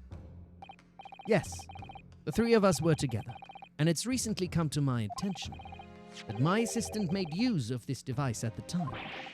Your assistant did... There was a peephole in the storeroom door. I can attest to that. Because I looked through the peephole myself in order to see inside the locked store. This is ludicrous. What are you trying to say? Of course there was a peephole in the door. I said as much in my testimony. How else could I have witnessed the crime for pity's sake? Yes. How could you? What? Counsel, kindly say what you mean. All right. It's time. Time to strike the final. So, did Ryunosuke know the whole time that Susato put the peephole in there? Because if he did, then he could have solved this a lot sooner, couldn't he? He did not? I guess, what, did Susato come in earlier and just put a hole in the door? What I mean is this, my lord. My assistant made the peephole in the storeroom, and until such time as she did, the door had no hole in it to look through. What? No! Objection! This is a farce. No, we're Arnold Baroque is over. What is he now? Is he Brad Rock again? No, we're gonna give him, because this is a final. This is a farce. Are you really suggesting that the peephole in the door was... Yes. It was created only after the incident had taken place by my judicial assistant using this device. Your assistant tampered with the crime scene whilst being fully aware of the gravity of her actions? That is most serious act of vandalism. For which I humbly apologize, my lord. It was in the few minutes that I left the scene in order to pursue the Skulkin brothers and alert the police. Nevertheless, in the light of this new information, it becomes apparent that Mr. Graydon's testimony is riddled with peepholes. Riddled with? Explain yourself, counsel? The majority of Mr. Graydon's testimony that appears to incriminate the defendant is based upon what he witnessed through the peephole in the storeroom. Yes, that filthy girl shooting the man in the back. However, if at the time of the incident, that peephole did not exist in the door, there's no possible way that you could have seen what you claim to have seen. In short, your entire testimony... I should have... this way, the other way. Your entire testimony is a pack of lies. You're a liar. You're a liar, Graydon. You're a filthy little liar. You lie, you lie, you lie, you lie, you lie, you lie, you lie, you lie, you lie. Lie, lie, lie, lie, lie. What was the film again with Jim Carrey? Liar, liar. Wasn't he? Didn't he do that once? Lie, lie, lie, lie, lies, lies, lies. Something like that. Oh, we got another first-time chat. What's up? I say some ass. I say some ass. Oda, is there any credence in this revelation? Objection! Objection. I'm losing this case, and I'm getting very upset by it. None whatsoever, as my learned friend must surely realize, because I cannot lose another case against this foreign man. That will be so bad for my reputation. I'm getting all me in the mouth. Exactly. This is just some cheap trick designed to discredit me. I'm afraid not, sir. Of course it is. Do you seriously expect people to believe that plaything can cut through a solid wooden door? Oh, yes. It's designed to be very powerful. It can cut through even the toughest of doors. That's absurd. I don't believe it for even a second. I had a feeling you'd say that. What? Waggy, cooey, time for dinner. Oh, she secretly made a little cat flap. Meow, meow. I want a kitty. Well, Young lady, this is the old Bailey. One does not make cat flap. One does not simply walk into Mordor. One does not make cat flaps in the oak paneling and the old Bailey. I'm not done yet. Don't worry. This doesn't mean that the peephole in the storeroom door at Windybanks was made by your machine. One does not simply walk into Mordor with a cat flapper mat. Impossible. And there's no way you can prove that it was. no, but it's easy. What? The cat flaps my cat flapper mat creates are all of a fixed size, and the dimensions of the peephole at Windybanks are an exact match.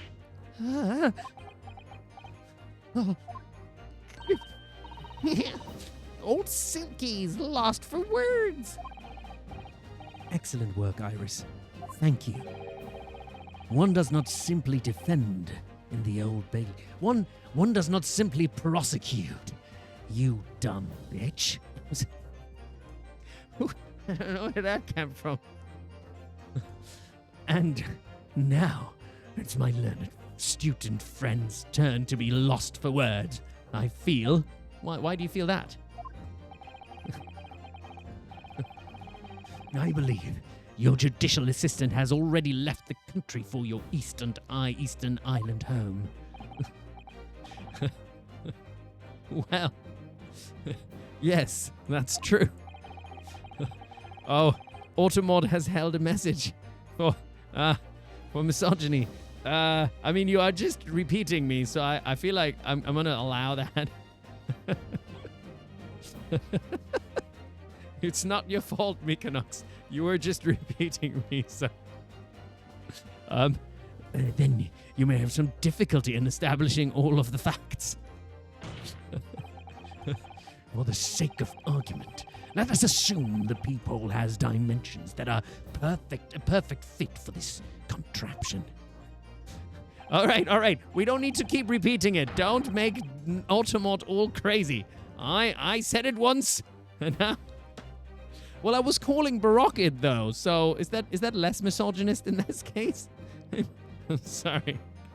I shall be more kind with my words. Kindness and joy, people. That's what we're here for. Kindness and joy. In that case, when was the peephole cut? The prosecution demands proof of your answer. Well, we've already found that proof, my dear Barack, because we've got two pictures. We got a picture from 1 o'clock, picture from 1:30, and that proves it all up.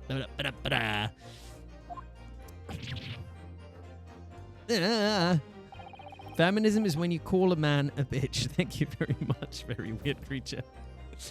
What is the purpose of your line of inquiry, Lord Van Zeeks? It's very simple, my lord. Losing patience. I need another drink. The defense argues that the People was created after the incident using this device. But now that the perpetrator has returned to her native land, she cannot testify to the fact there is no proof. So I win. I win. I win.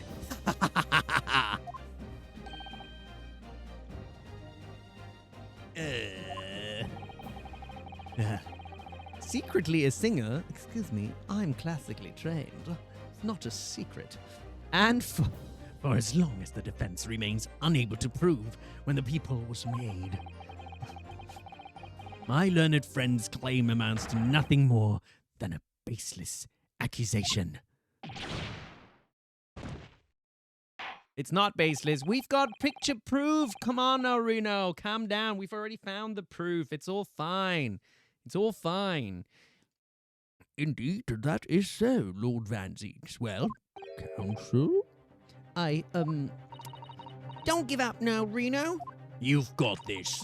This is the time to create your own opening and force your way through it. Well, that sounds a bit threatening in that voice, doesn't it? I don't know if I can do this, but I do know one thing. Susato-san is the greatest judicial assistant in the world. And, Iris is pretty good too. Very well. The counsel for the defense will present evidence to support the claimant. Prove that the People in the door of Windybank storeroom was created after the event and not before. Well, this is our proof right here. Boom! Boom! With one life left. Easy peasy. What are you? A print from that detective's infernal cameras again? Didn't even have to save. I knew. My judicial assistant, Miss Susatomi Kotoba, is an extremely intelligent and capable woman, which is why I never had any cause to doubt that she would have considered this scenario and made sure I had the necessary proof. And the necessary proof of is this photographic print, counsel? This print shows a scene in the shop moments after the defendant entered the premises. Agreed. And it also shows the accused mercilessly wielded a gun in the direction of the defenseless broker. But more to the point, it pictures the storeroom door in the background. Let me see that print again. I don't believe it. This really is quite remarkable. The door to the storeroom is completely devoid of a peephole of any description. Mr. Grayton, you couldn't possibly have witnessed the crime as you claimed to have done, because at the time it happened, there was no peephole in the door.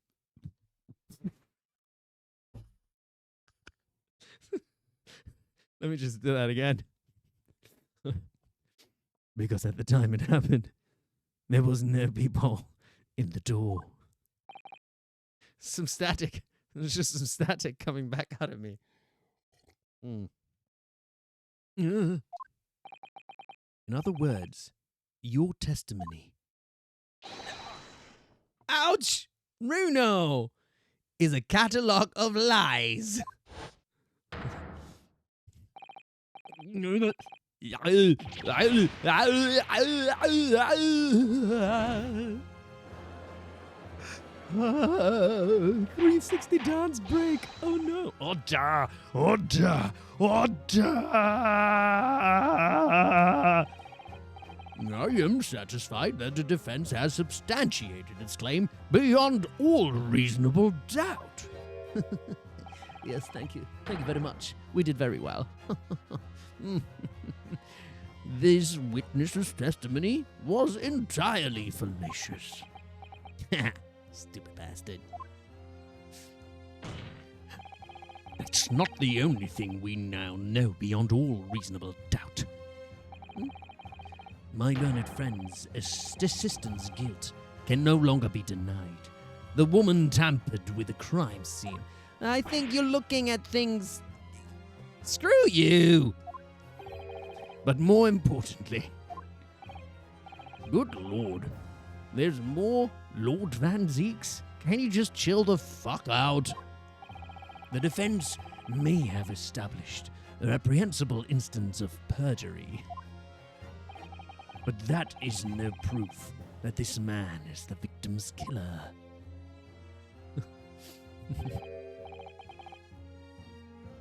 Yes. Yes. That's right. What?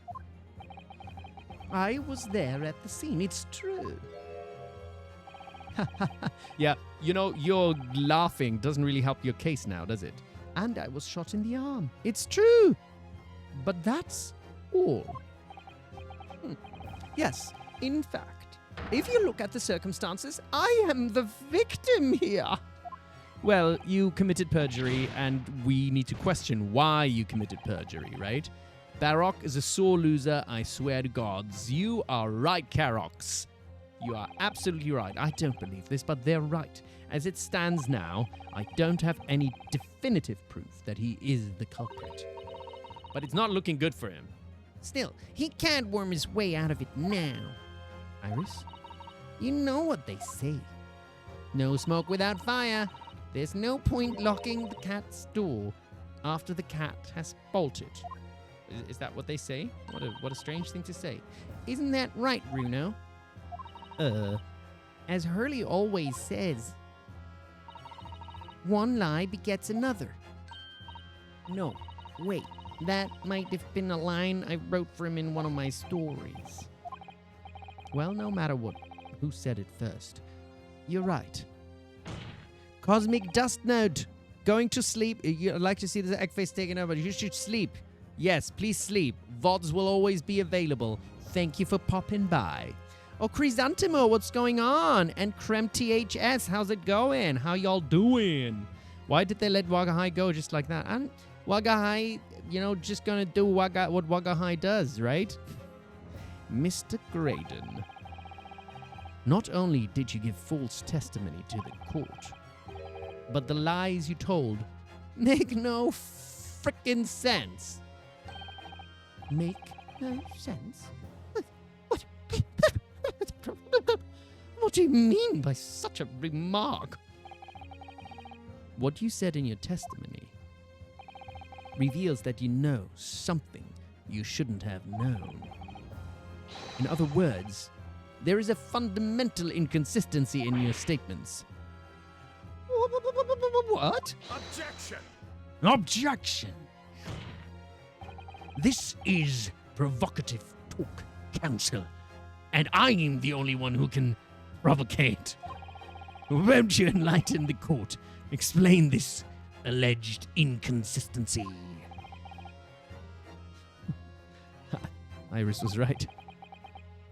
One lie begets another.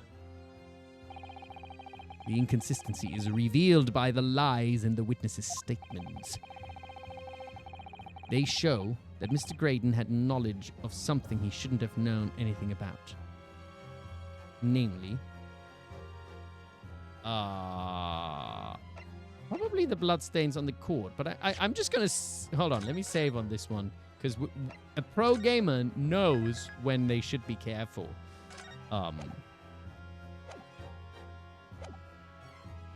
So... Because he said that... So Windybank... He said the Windybank was shot. Now the question is, how was Windybank fucking shot? Maybe he was shot. Oh, I think this is what happened. He was probably shot on the outside. And then he ran in. Wait, did Gino not tell us how he was shot? I forget. But it would be the bloodstains on the coat, probably, right? Peephole. We've already discussed the peephole. He only heard about the peephole. Yeah, it has to be the bloodstains on the coat. The bloodstains that were present on Miss Lestrade's coat. That's right. The victim's blood spattered all over her when she shot him. Yeah, but he claims that she shot him behind a closed door that he couldn't see through. So how the fuck would you know that then, if you claim that's the case, huh? But how could you possibly have known that? Obviously, because I saw her do it through the peephole in the... Mommy! I'm just a little mommy's boy. The point is not that you lied in your testimony, Mr. Graydon.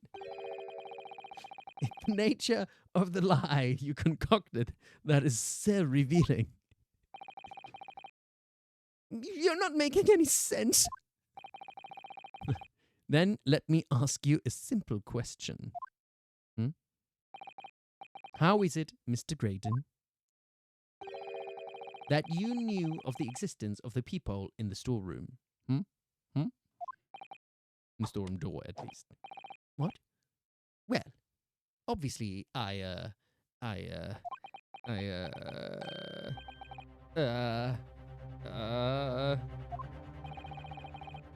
the cat got your tongue, witness? The peephole in the door was made after the incident occurred. Once I returned to the shop, having failed to catch the two burglars, Scotland Yard's investigators arrived immediately. Since that time, the police have been at Windibanks constantly, carrying out their investigations. Isn't that right, Inspector Greggsy? Well, yes, of course. The place is chock full of pawned articles, and my lads have to thoroughly examine them all. So I gave the order to have officers working round the clock in shifts so we get through it all. And consequently, there's no way that you, Mr. Graydon, could have gained access to the shop. Therefore, you should have known nothing about the peephole in the storeroom door. So the fact that its existence forms the basis of your... didn't react in time to this one, did I? It's completely inexplicable. Objection! And what do you want again now?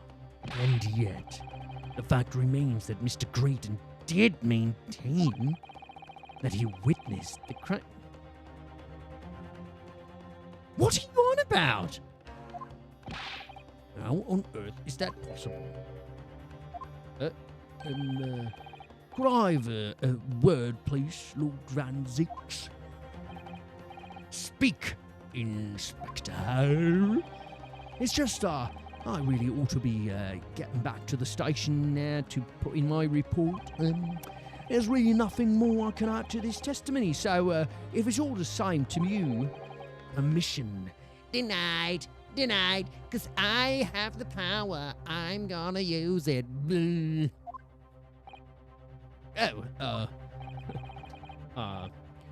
It's not all the same to me, Inspector. Not at all. You will remain exactly where you are until this trial concludes. All right, then. Fine. Of course, sir. Mr. Graydon, you shouldn't have known about the existence of that peephole.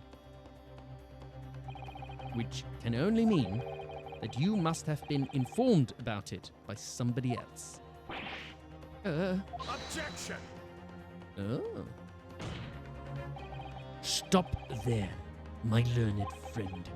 You realize, I trust, that the words you just uttered have extremely serious implications. Yes. But the defense believes that the details about the case that Mr. Graydon claims to have seen must have been revealed to him by a certain person before his testimony.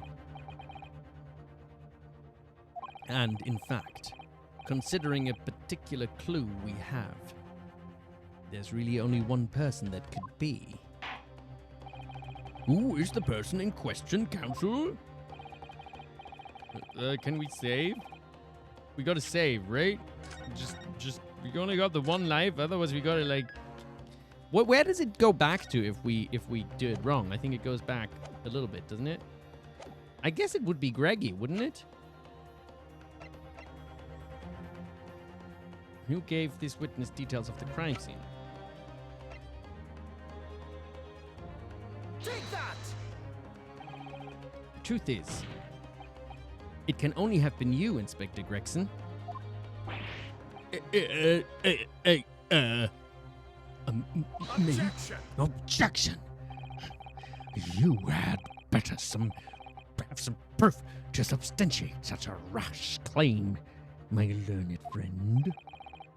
Consider the fact that we have only been aware of Mr. Ashley Graydon's identity for the last few hours. We learned of it only during the course of the trial today.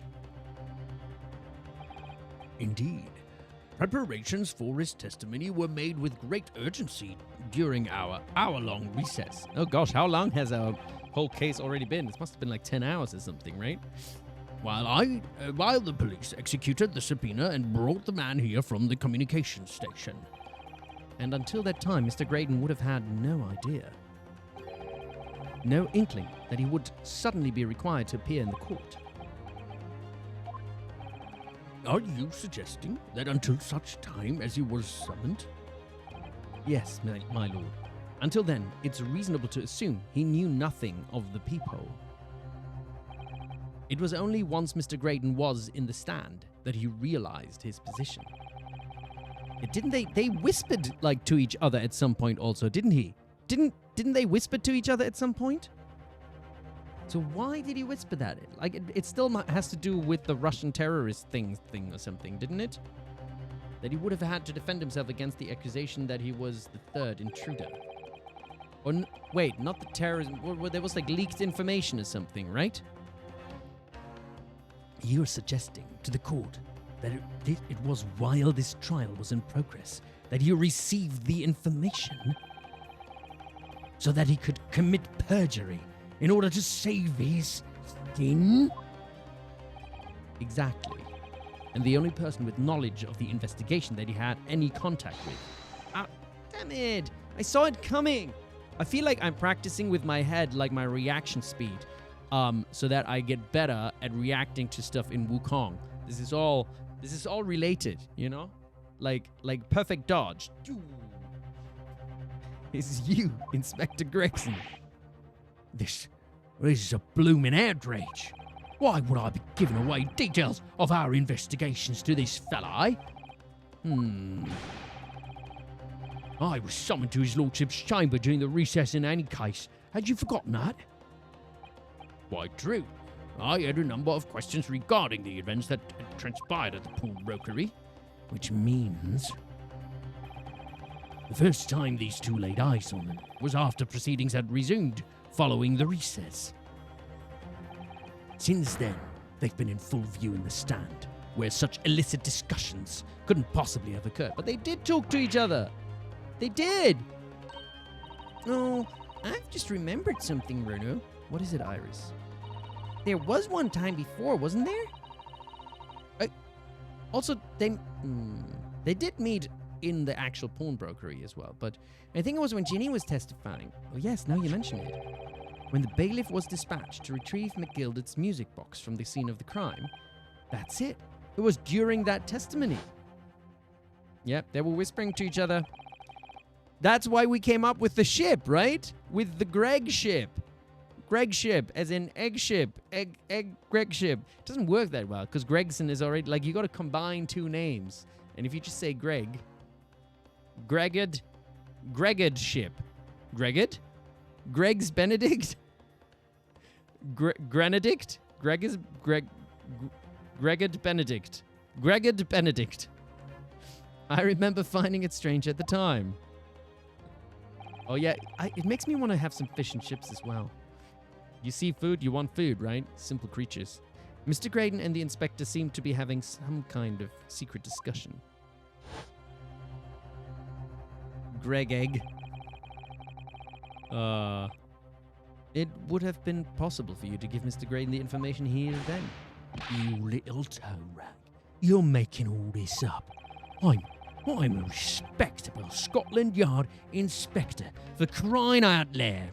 Why would I do something like that? Why would I be giving away confidential details to the likes of this bloke? Admittedly, you wouldn't have had any reason to do something like that for no gain. But perhaps... He's cooking. He's cooking. Let him cook. It was part of a deal of some kind. Then it... Oh, shit. I clicked it away. What did he say? What did he say? Then it starts to make more sense. What deal, Counsel? I wonder if perhaps, in exchange for details about the peephole at the crime scene, Mr. Graydon agreed to give a certain something to the inspector. Ooh. Maybe the disc? The disc! The second disc! Because... That's right, because they don't want to reveal this information that has been given to the Russians via this thinging, and that's why. That's what's going on. I'm sure I need not remind the inspector that I found that, if found to be true, striking a deal of any kind with a witness would be considered a gross case of malfeasance. Well, Objection! What are you objecting to now, huh? It's becoming clear. jumping in with accusations is this Nipponese student's speciality. Yeah, and I'm pretty good at it, and usually I'm right, okay? Biatch. I don't do that. Wait, what? Shut up, both of you. Who are you talking to, Balaroth? You're talking to Barak, is that right? Okay. But with the stakes so high, the prosecution is not prepared to listen to baseless charges. People are interpreting your words freaky. Okay. Balaroth, am I going to need you to take a timeout now? It's all fun and games. No shouting anymore, okay? You're not freaky, or we are all freaky. It's all fine. It's all fine. I'm sorry. Is this like classic kind of like in school, people are fighting and then the person that got bullied gets the timeout? I'm sorry, Balaroth. You're fine, but just it's fine. You're not freaky. You're fine. In fact, it's all good. Hey, maybe we all need to calm down, okay? We all need to just have a sip of static. It's all good, you know? It's fine. We are gonna win this case, and Brat Rock is gonna shut it because we know what we're doing. We're excellent. We can let Barak talk. It's fine. It's fine.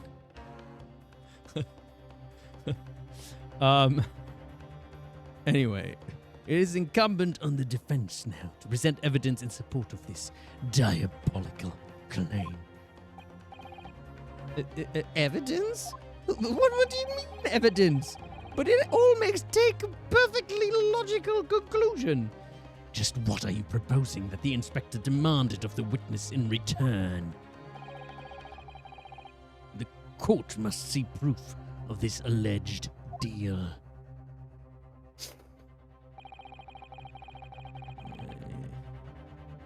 If Inspector Gregson really did strike a deal with Mr. Grayton, then logically, there's only one thing he could have asked for. That must be it. Like, wait, what's happening? Like I need to take a break? Did you accidentally pin a comment, Kitchen? Or was that on purpose? I don't know what's happening. It's okay, it happens. That must be it. Don't worry. Like the pin and the reply button are very close to each other, isn't it? Bruno, do you think it could be? Yes. It's the missing link that would join all the dots together in this puzzle. I must press you for an answer now, counsel. What evidence explains the nature of the alleged deal that Inspector Gregson... Well, it's clearly... I know, I'm going to say, but I know what it is. I mean, it's either... I mean, it's the disc. It's clearly the disc. But not this disc. So it should be the small music box. Silence. Silence. I love the silence. Are we ready for this? Are we ready? Inspector Greggsy. Besides this murder, is it not true that you've been working on another very important case? What? What are you getting at now, sunshine? Is it possible that this other top secret case is what's alluded to in this newspaper article here? The classified secrets being leaked overseas from the Ministry of Justice. Oh, the bleeding Nora, could you? We discovered during the course of this trial the music box deposited at Windibanks by Magnus McGilded. A special music box designed to play 2 discs at once. It would seem very likely now that, encoded on the pair of discs that were in McGilded's possession, are the leaked classified secrets.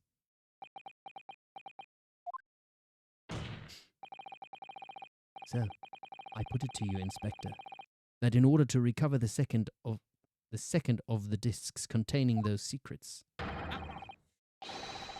you covertly made a deal with Mr. Graydon in which you exchanged the disc for details of the case. You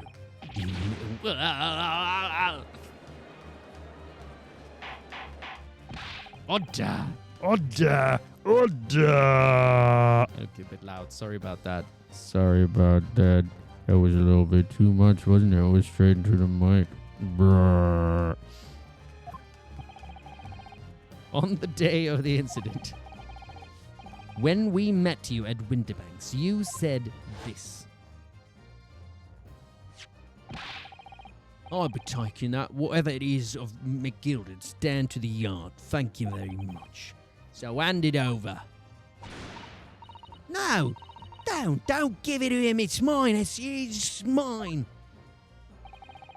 I'm sorry, miss, but anything belonging to McGilded has to be taken in as evidence now. Did I jump scare you? I'm so sorry, Carox. With a right into the mic. Scotland Yard already knew at that time, isn't that right? That Magnus McGilded was involved in the stealing of government secrets. My orders were cover the medium used to convey the secrets leaked from the ministry, and do it on the QT, strictly hush-hush. And that explains why, when I presented this disc as evidence to the court, you objected so heavily, I presume. Because you knew that it contained highly confidential information. Blimey, not likely. I mean, I wasn't sure of it myself. I realised there was a possibility. That's all. Inspector, surely you're not saying that in order to acquire the second of the music box discs, you did indeed reveal confidential details of the crime scene to the witness, to aid and abet this man in giving false testimony? There's no other way that Mr. Graydon could have known of the existence of the peephole. It's the only explanation. A deal was struck between these 2 men. No! Objection! What are you objecting now, huh? Barock van Schmackadiglagaligaduldi. If, and I stress, if, this sobering assertion turns out to be founded in truth, It would mean that the second disc is, as we speak, here in this very courtroom. wait, what? In this room? How could you possibly make a claim like that? Because Inspector Greggsy is a Scotland Yard detective. What? What's that supposed to mean, eh? As a seasoned policeman, the inspector will have approached this alleged deal with caution. Certainly, he will not have accepted a gentleman's agreement in this matter. No, he would have insisted on having the article agreed upon in the palm of his hand. Good gracious, then You mean to say Inspector Gregson already has the item in question in his possession? He has the second disc actually on his person? Yes, he does. The defense demands that the inspector is searched at once. Definitely. They could only have struck a deal with each other when Jenny was testifying before, and Greggsy hasn't moved from witness stand since. My lord, please, order an examination of his personal effects immediately. Well, Inspector, Come on now. Yeah, you eat your chips. We gotcha. this young lad wants to tone down his imagination. He's insulted me and my profession quite enough. However, if it'll put this matter to bed and dispel any doubts about my involvement, then I'll happily submit to a body search. What? He's going to agree to it. I presume you're aware of the precipice on which you now teeter, my learned student friend. You've made a most serious allegation against Scotland Yard here.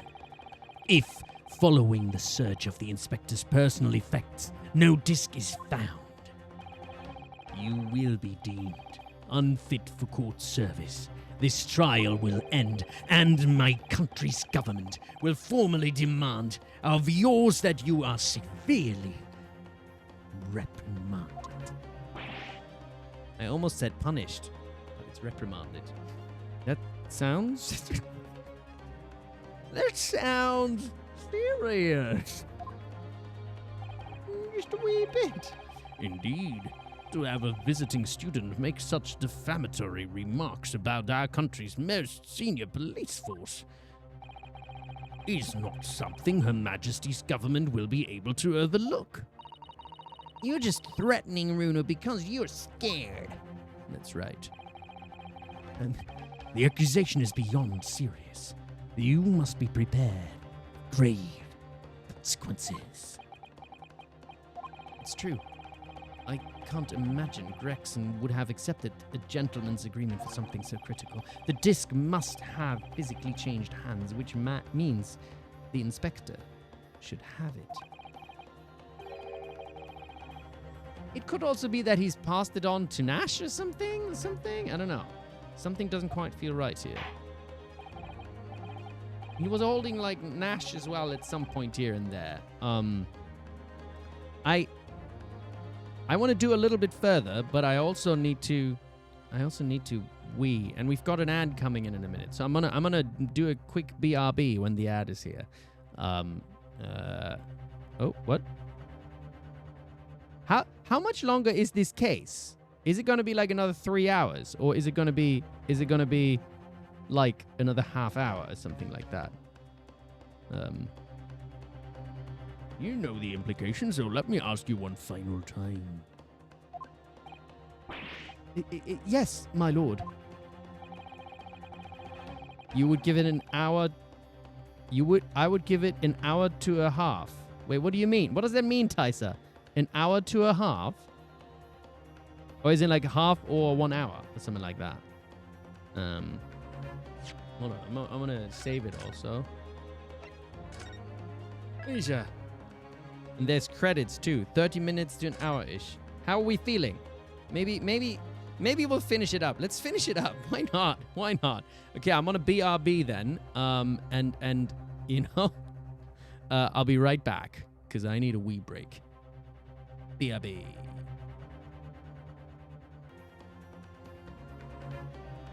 All right, we're back. We're back. Oh, thanks for the cheers, Ames listens to. Appreciate it. You got stuff to take care of, so you won't be able to watch. No worries. No, watch the credits. Of course we're going to watch the credits. We got to appreciate the credits and all, don't we? All right. We're back. We're continuing. Let's go. Gotta go for your BG3 co-op session. Better behave. Yes. We're all gonna be good, aren't we? We're all gonna be good. Enjoy BG3, Noodle. Yes, search him. Search someone else. We just saved. I feel like it's on someone else. Yes, the defense formally demands the search be conducted. Well, don't say you weren't warned. But your typical Nipponese stubbornness may well land you in hot water this time. Perhaps the lesson will do you some good. Fair enough, I've got nothing to hide. Very well then. No, but I said search someone else. The defense demands a search, but not of Inspector Greggsy. What? Now, what's all this? I'm the one you're accusing, aren't I? I thought you wanted to search me. No, Inspector, not you. Somebody else. What's the meaning of all this, eh? Oh, lost it at last, have you, sunshine, eh? The court shouldn't have to put up with this nonsense. You're being completely irrational. Be quiet, all of you. Who's saying that? Who's saying that? Who's saying that? Iris. Be quiet! Runo's doing what you all told him to do and having the courage of his convictions. So, you should respect that and listen to what he has to say in good faith. Because that's the British way.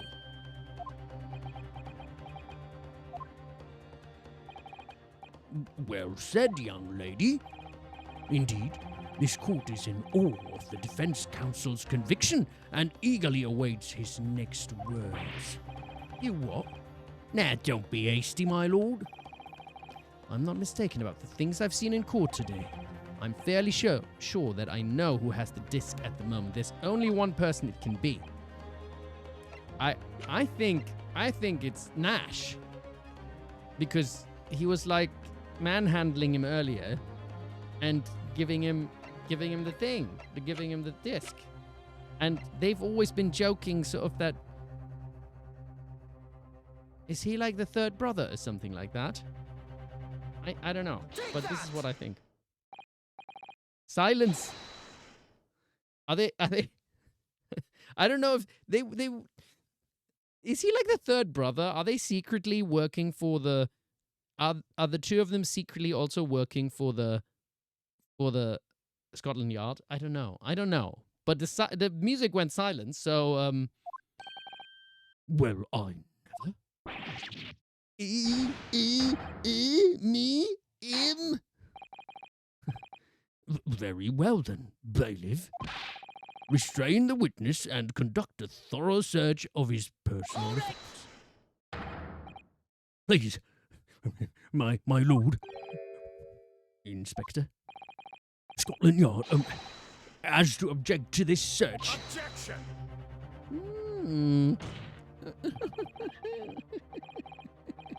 Unfortunately for you, Inspector, your objections carry no weight here. In this courtroom, only the prosecution and the defense have the authority to object. But Lord Van Zeeks, I have no idea what forces are in play that might influence your actions. But personally, I have no intention of obstructing the course of this trial. Not suspicious at all, right, Kitchen? Bailiff, carry out the search. Nah, hold on a mo. I don't know nothing about no disc. Cut it out. Yeah, my lord, in the witness's pocket. I found it. See, I knew all along. I knew the answer was in my heart and in my brain. Thank you. I found this. Good lord, that's... In big heart, big brain. That's a me. That's a me. I have a big brain and a big heart. Thank you very much, my friends. Another music box disc. Boot grain, we've got a boot grain. Talking about boot grain, I don't know nothing about it. Nothing. More food. Food.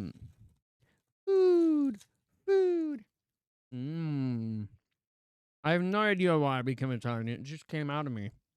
I don't know. Greg's not happy. Nom nom nom. That is the second music box disc left behind by Magnus McGilded. Ouchie. Is it not, Inspector Gregson? Half-eaten snack into my pocket. Just like Gregson does or something. No. Oh, classes? You want acting and singing? I don't think I can give singing lessons. I have thought about voiceover lessons before or something, because that's probably the stuff I've got most experience in. But I don't know if I'm a great teacher. Maybe in future. I'll think about it. Odda, Mr. Skulkin. What have you to say for yourself? Golden Bennett. I mean, just Golden Flaming Bennett. Oh, I swear, I didn't know nothing about that disc, honest to God. Counselor, would you please explain what exactly is going on here? The alleged deal that was struck between this witness and this detective, no? Without question, my lord. Then for pity's sake, why on earth was this man in possession of the disc that the inspector traded for information? Inspector Gregson is a shrewd, calculating man who rarely loses his composure. But at one particular point in this trial, he exhibited some unusual behavior for a brief moment. I don't recall. What unusual behavior? It was, yes, during my cross-examination of Mr. Grayton. Tell me, Mr. Grayton, when you left the pawnbrokery that night, was it by any chance with the second disc in your jacket pocket? I admit to nothing of the sort. Yeah, see, he's like... God, he's looking at him kind of longingly, sort of, doesn't he? Doesn't he? And he's like, hey there, sunshine. That's always what he says, right? Wait, this way. No, wait, he's going this way. He's going this way. All right, sunshine. What are you doing later tonight? Are you sure you don't want to, like, go for a drink or something, eh? Just you and me, two of us, Nash and Greggy. Grash. Well, Mr. Graydon answered my question. It's a bit violent, isn't it? Hey, Greggs, like, if he says no, it's no. No means no, okay, Greggsy? Don't manhandle him like that. It's not nice. It's not just not nice, frankly. It's illegal. Don't do it. Take no for an answer. The inspector appeared to have grabbed Nash skulking by his coat and was shaking him violently. This is actually rather half-hearted. Wow, El Carlin, you don't think that was violent enough? Are you the one calling for violence today? I thought I'm normally the one who does that. Yeah, he did and all. Thought me noggin was going to fall clean off, did I? I was wishing I'd been born as me brother, I was. And what exactly happened to make the detective attack you like that? You said nothing, El Carlin. I think the proof is right up there. It's right in the chat. You can't deny it now. Maybe that's what happens after 3 years of stream. The violence comes out of everyone. Bloodshed. I ain't got a clue. He just suddenly turned and grabbed me whistle like that and started shaking me.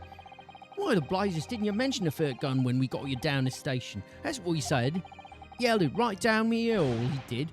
Me head's still throbbing there.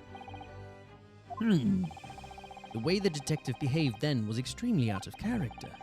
But looking back now, it must have been then that I just saw we're very weak. It's true. I'm suddenly feeling an urge to violence. Oh, is that what's happening to everyone? It's like a violence. It's monkey coming out of all of you, is it? Wukong is coming out of all of us. But looking back now, it must have been then that he did it. That was the opportunity Inspector Gregson created for himself in order to hide the disc. Well, bless my wig. He hid it. But I'm afraid I failed to comprehend the motive here. If the detective had acquired the disc he was after, why on earth would he then proceed to hide it in another man's pocket? This is a court of law. He could have submitted the item as evidence. But he doesn't want that. He doesn't want to submit it as evidence. It would appear, my lord, that the inspector was not at all at liberty to do that. Why ever not? As the man himself revealed earlier, his current assignment has some special conditions. My orders were: recover the medium used to convey the secrets leaked from the ministry, and do it on the QT. Strictly hush hush. Hush hush? A top secret assignment, is it? As far as we're aware, the information stolen comes from confidential government communications. It would seem that if the information, were to be revealed in court as evidence, it would be problematic. Does that sum up the situation, Inspector? Yeah. I'm operating under direct orders from the ministry. I'm afraid I'm not at liberty to answer that question. So, realizing there was a chance that you may be searched here in court, you took steps to hide the disc you had acquired from the witness. Oh, does this mean? He only pretended to attack Mr. Skulkin in order to get close enough to him, to slip the second disc into his pocket. His pocket is. So it was all a pretense? It's all coming out. It's all coming out. Well now, Inspector Gregson, and you, Mr. Grayton, are you prepared to admit to the accusation made against you of this alleged deal?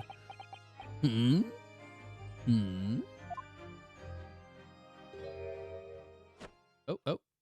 What's happening, Eggert Benedict? Admit to it. Yours truly. Please. Mr. Graydon.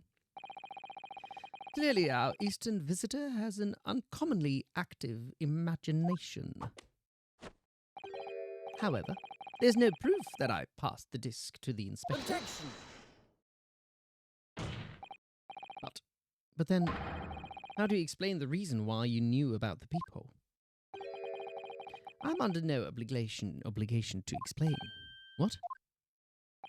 Yes, I lied in my testimony. That I admit. So sentence me accordingly. But that is all I admit.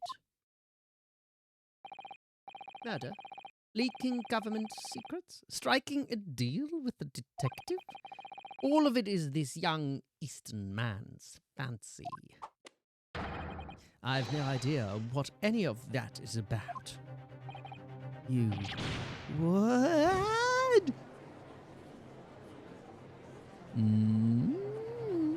Don't worry, Bruno, we're gonna figure this out. Well, what about you then, Inspector Gregson? Do you admit to making a deal with Mr. Graydon in order to acquire the disc?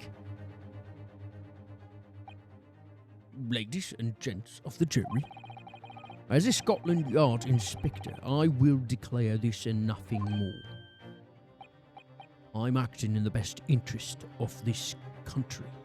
Whatever I've done, it's been in the name of justice. So, as members of the public of this fine country, I'd like to think that justice will be your guiding light when you're making your decision. He's trying to appeal to their nationalism, is he? That is quite a quandary indeed. Rarely have I encountered such extraordinary tumultuousness in the concluding of a trial. Nevertheless, in the absence of any further evidence to be presented, I believe it is time that we put the matter to the jury for their final leanings. Well now, as a fellow servant of Queen and country, I must say I sympathize with the old inspector. Yes, he's a dependable man, I'm quite sure. In service, one becomes a good judge of character. Even crossing your eyes doesn't help when it comes to looking at this case. It's all blurred to me. Well, as a fellow professional, I'd like to put my faith in the detective, really. Grayton is highly skilled operator. Stop. Currently in presence of idol. Stop. Detective is very much trust in eyes. More than this, I cannot say. I don't believe it. These 6 jurors are. They're going to believe Gregson? If they declare their decision now, is Jenny going to be found guilty? If I don't manage to produce some definitive evidence right now, then we're going to lose. Either some proof that Mr. Graydon killed Mr. Winterbank, or stole those government secrets. Or some evidence to force Gregson into admitting that he struck a deal with the witness. Why can't we just listen to the disc? Well then, counsel, I think it's time I impose on the jurors to declare their final decisions, no? That is, unless you have some compelling evidence you have thus far not presented to the court. If I let the judge call on the jurors to announce their leanings, Gina will be found guilty. But there's no choice then, Runo. You have to throw some more evidence at them. This is it now. It all comes down to this. Who do I present evidence against? Oh, Jesus.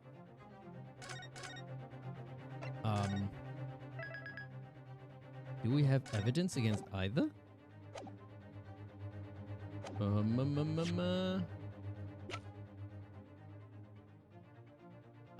shit. Do we have evidence against... What are we trying to present evidence for? You have to...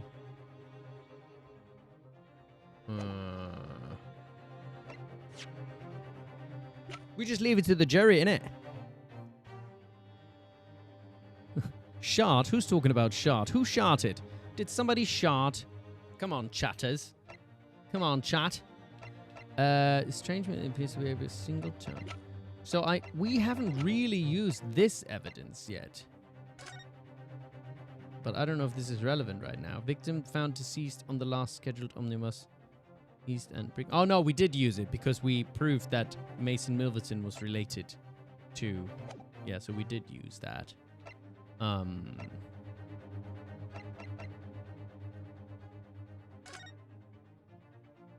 This we also used because it was to do with that. What is proof against Gregson?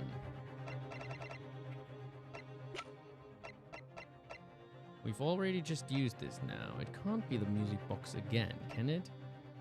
I mean, there should be a third gun. We haven't really found anything out about the third gun. Do we have evidence against either Gregson or...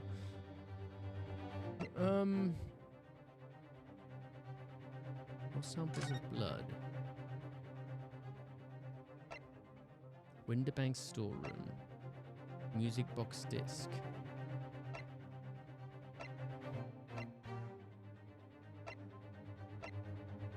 Am I gonna figure this?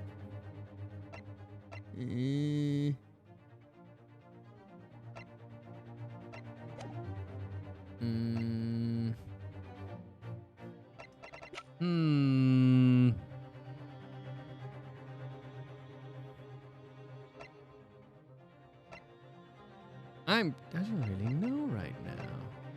Do I have any more evidence that are not really used yet?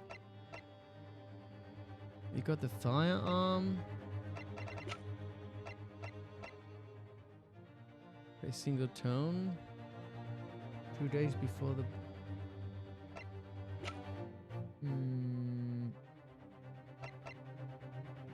Do we have any more evidence against either of them?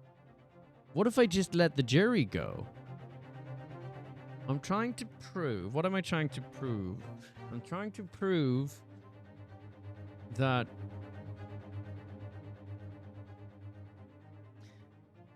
either Either some proof that Graydon killed Mr. Winterbank or stole those government awesome evidence to force Gregson into admitting that he struck a deal with the witness. So I guess we could... Okay, in theory, we could force... If we asked to play the disc that we now have, he would not want that. That is my theory. Like we have the second disc. I would be like, all right, let's use the disc, put it in the thinging, and then we ask the woman from the jury to interpret the like the message. And if he doesn't want that to happen because that would reveal government secrets, then he would feel cornered. That is my theory. I just saved, so let's just see. There's one final piece of it I would like you to see, but I don't know if this is gonna work. If you refuse to acknowledge that you did in fact strike a deal with the witness here today, then you leave us no chance but you made a piece of evidence thoroughly. Well, I don't know if this is gonna work, but that's my logic. Take that! Is that Mr. McGilder's peculiar music box, Counsel? The music went quiet, so Stream Sams, you have to go. As much of this you can't stay. Thank you. I'm taking him down. The music went away, so Mr. McGilder's peculiar music box, Counsel. Yes, with a disc already in place, ready to play. I think perhaps now would be a good time to listen to the sound produced by the music box again. No, we want the extra disc. Only this time, that's right. Wrong way. This way. With a second disc we've just discovered set in place as well. Yes. Goodness. This disc. Counsel, we got a different kind of music. No, wait. I can't let you do that. Why not? Because it's got nothing to do with this case. That's why. Not true, Inspector. The defense has already proposed that the sounds heard by the court earlier from this music box were part of the Morse code message. We know that Morse code comprises of two distinct tones. The defense believes that the second disc contains the second tone needed to complete the message, and now we have a chance to confirm that theory. Loud sunshine. We're talking about state secrets here. Yeah, and you are trying to get a innocent woman, like, convicted of murder. What kind of fucking police person are you? Huh? Like, fucking hell. If you get letting the whole courtroom hear confidential information like that, it's treason. Well, thanks for the first time, Chad Baramas. The soundtrack is incredible, isn't it? Then you do admit the charge, do you? That in order to protect those state secrets, you engaged in unlawful dealings with the witness. You're mad. If you let that secret information out into the public domain, you'll be making an enemy of the entire British government, you idiot. Let's not forget, Inspector, that you, a Scotland Yard officer, leaked confidential case details to a witness, that you continue to lie to the court, and all because by fair means or foul, you're determined to do your duty.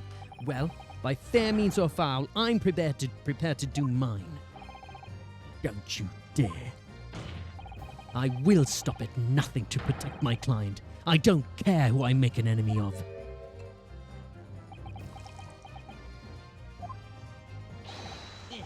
I hid from it.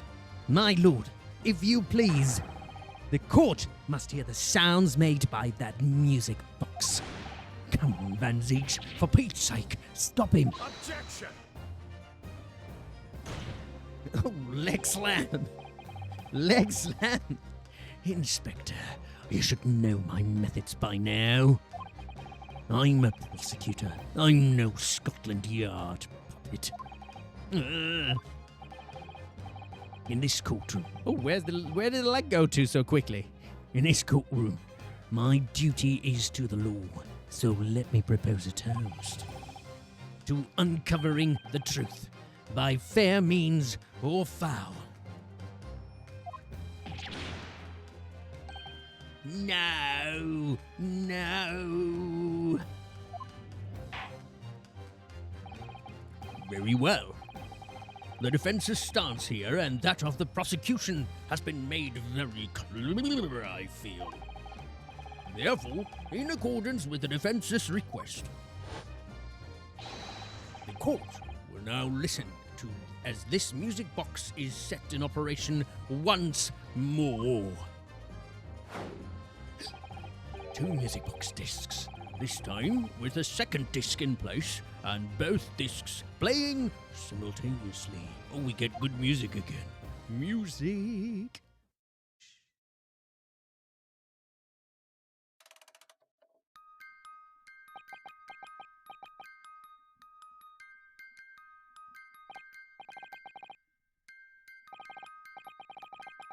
It's unmistakable now. It's Morse code. All right. I admit it, whatever you want. Shut that blooming box up.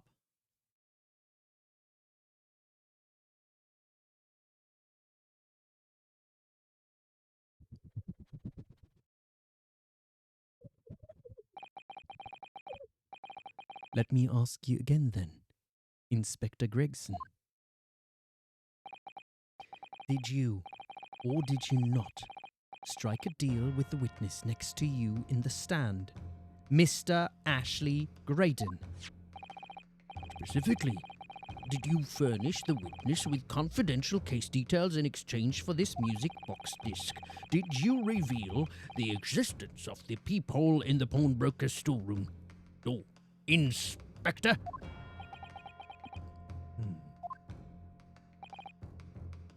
I did. Stop! What are you doing, man? It's all exactly like the young Eastern lawyer said. When the trial resumed after the recess, and we were stood here in the stand together. That's when he approached me with a deal. Shut up, you imbecile. Shut up! Psst. You there. You're the detective who turned up at the pawnbrokery the other day, aren't you? I may have something you're looking for, Inspector, with me at this very moment. So how about a trade? I suggest you accept. Or information that may make certain individuals uncomfortable will soon become very public indeed.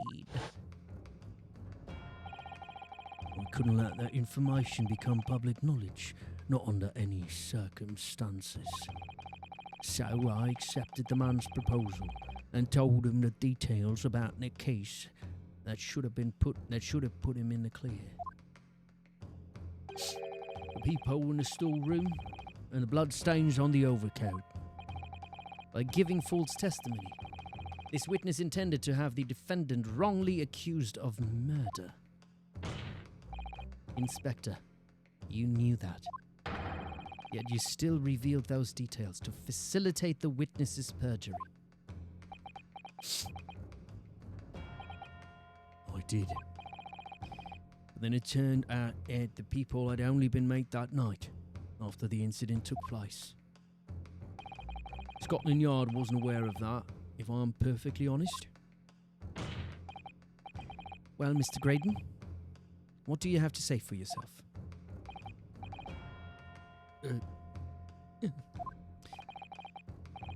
There's nothing and no one left for you to hide behind.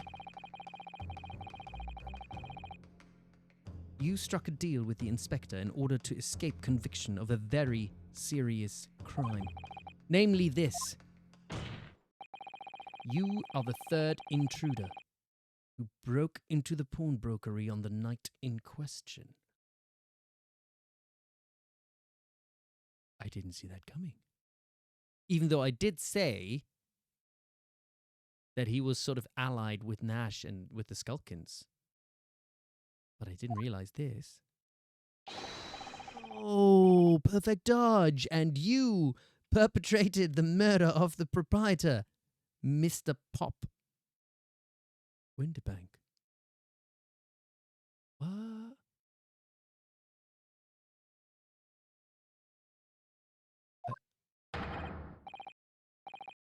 Wait. Oh, was he talking to Grayson? I thought he was talking to Gregson.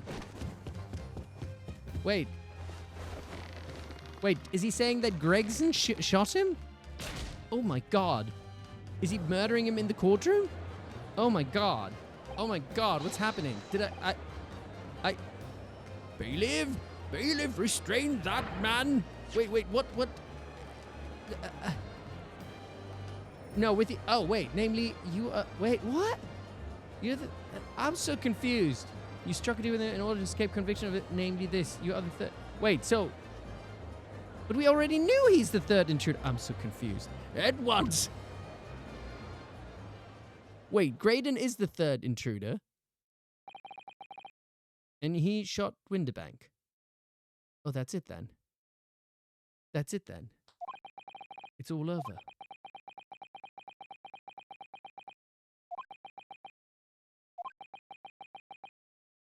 He was talking to Graydon. Yes, okay.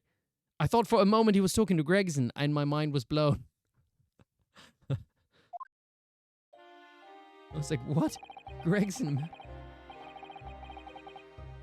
Oh, that's Graydon talking, isn't it? I despised my life growing up.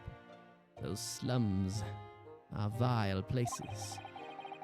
I was cursed from birth, born into poverty, the son of a penniless artisan. My parents did nothing but quarrel all day. What little money they had was never spent on me. Oh, you want a pity now, huh, murderer? I would pity you for those things, but you are still a murderer.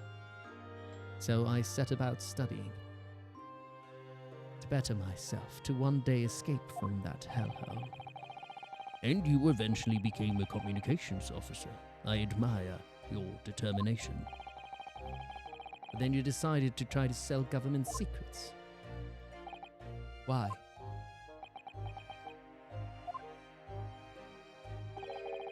Isn't it obvious? Because I wanted money. Even now, years later, the nightmares of my life in the slums wake me in the small hours. I wanted to drown them out with more money than anyone who lived in that squalor could ever imagine. Then one day I met him, Mr. Magnus McGilded. You're a fiend with a queer talent, so you are. I've money to throw your way if you're interested. All you need to do is go along with me little plan now.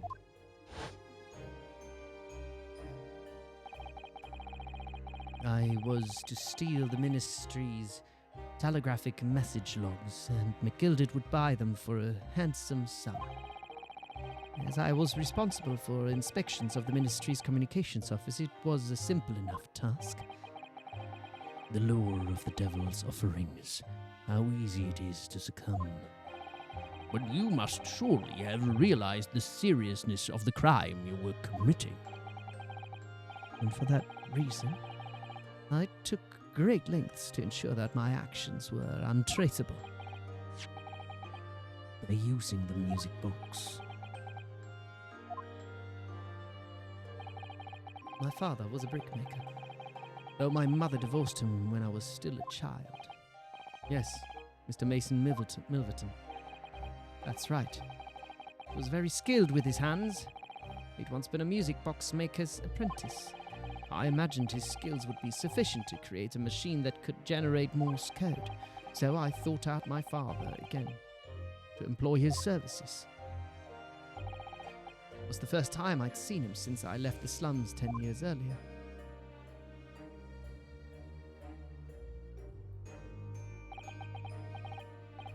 Look at you, Ashley. What a fine gent you've become, eh? He was a different man to the one in my memory. A thin, frail old man. But poverty had never broken him, never corrupted him like it had me. I was sure that he wouldn't help me if I told him the real reason, so I made up a story. I've got some work for you, Father. I need some music box discs made. Music box discs, eh? A musician friend of mine has written some music he wants to sell to the public. I've brought the score with me. There are two, actually.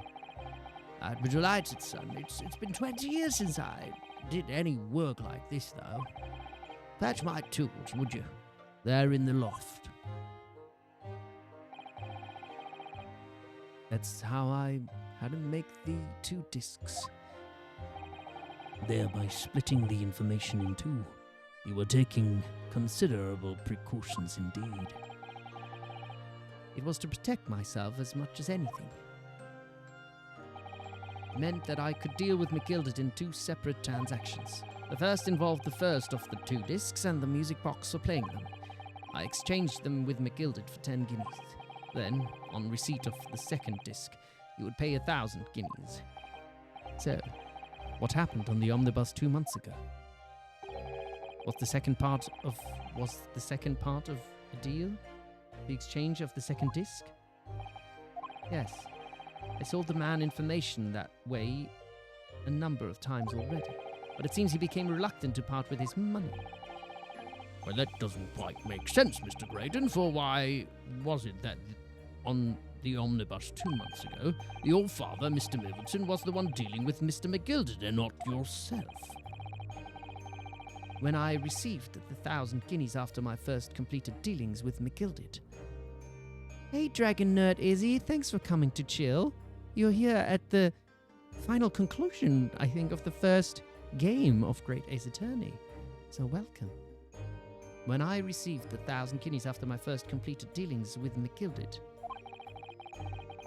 I decided to give 200 to my father for his troubles. So I don't know if you don't want any spoilers, but you'll get them if you stick around. But my father realized something was amiss. In time, he worked out that I must be involved in something dubious. And when he did, he said to me, "Next time there's an exchange, you let your old man do it. Understand? Otherwise, I won't take your money anymore."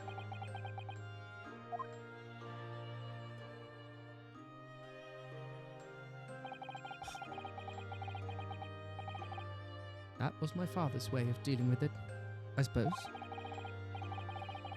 Climb into the omnibus, hand over the second disc, and take the money from McGilded. That's it. He had no idea what was actually on the discs I asked him to make. He never knew. Just like I'll never know why everything went so horribly wrong that night. All I know is that the disc was taken from him, and he never returned home.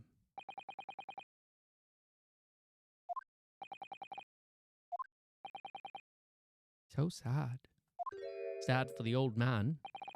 And it's your fault, Graydon. It was only then that I found out what sort of a monster McGilded really was. So, after 10 years of not once uttering it, I swore on my father's name. Oh, look at him dance.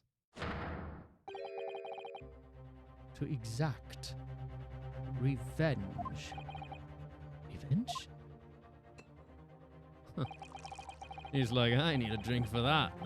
That's gotta be fun. As anyone with even the remotest knowledge of the man will no doubt be able to imagine, McGilded brought all his wealth and influence to bear in the most despicable of ways. To crush any semblance of justice in his trial. The crime scene was tampered with, evidence was fixed, and witnesses were bribed. That trial 2 months ago was a farce from start to finish. My feet had barely touched British soil back then, and I walked into that hornet's nest, completely unaware of the sinister background to it all. I'd made plenty of money out of my dealing. I'd made plenty of money out of my dealings with McGilded by then, So I spared nothing in my arrangements 2 months ago. I knew exactly who to hire. So he burnt him, didn't he? He burnt him. If you're willing to pay the price, there are people in this city willing to do anything you ask. McGilded himself had shown me that. Are you saying that? I think you have the picture now. After he twisted everything to his favor in this courtroom to ensure that he walked free. I took matters into my own hands and delivered the justice that monster deserves.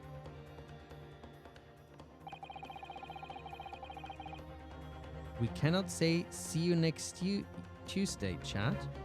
YouTube will demonetize. Wait, what? Is that a thing? See you next Tuesday? Is that... I don't know what that is. Is that a reference? I don't know. Okay. Oh. I'll get demonetized for saying what I just said? I don't understand. I don't understand it. That tragic accident following the trial here 2 months ago. I can't say the C word. See you next... What? I don't get it. I don't get it. Is there a C word in that sentence? See you? Oh. Okay. The acronym. Okay, I get it. Okay. That tragic accident following the trial here 2 months ago. Was planned and executed. By yours truly. McGilded's death that day was caused by this man.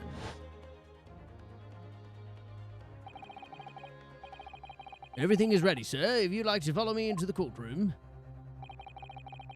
What's this, officer? 'Tis sooner than I was led to believe. I hope it's not inconvenient, sir. There were some changes to the schedule. Well, I must be making tracks now. 'Tis time for the inspection. They're going to examine the omnibus again, so I'm told. I asked if I could be present for it myself. So that policeman who came to tell McGilded he could examine the omnibus again. That's right. An imposter hired by me. McGilded used his wealth to manipulate the trial. He paid people to adulterate the omnibus with all manner of false evidence. He threatened witnesses to lie in their testimony. I mean, he doesn't need to admit all of this right now, doesn't he? So I gave the man a taste of his own medicine. Once the omnibus was doused in paraffin, one of my sham policemen ushered McGilded inside and sent him on a one-way journey to hell. Oh. An eye for an eye. That's how I avenged my father's death. I mean, I can respect him for that, I suppose, but, A spine-chilling account, indeed. But that wasn't the end of it for me. Okay. There was a loose end, you see. the disc, a loose end. Yes, I should think it's obvious. The second disc, which my father had taken to exchange with McGilded. Yes. There was indeed no mention of it in the man's trial 2 months ago, clearly because it had been removed from the scene of the crime. When I realized it was missing, I remembered something. Something from the first time I dealt with McGilded.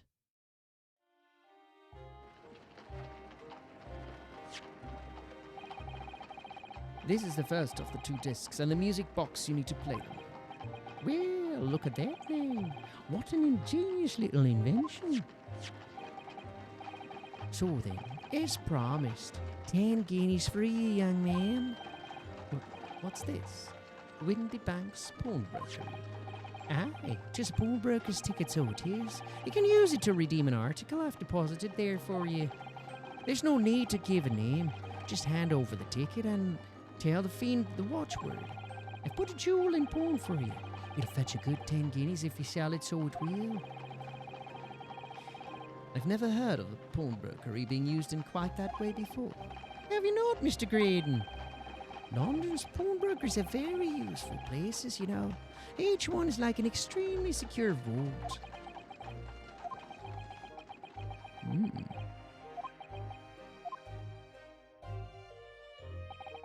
So I knew that if he'd taken steps to hide the disc, it would be in that pawnbrokery somewhere.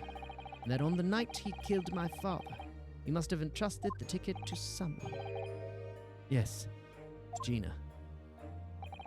I remember now that when we first met you at Winterbanks that afternoon 2 days ago, you had a description of Miss Lestrade written down.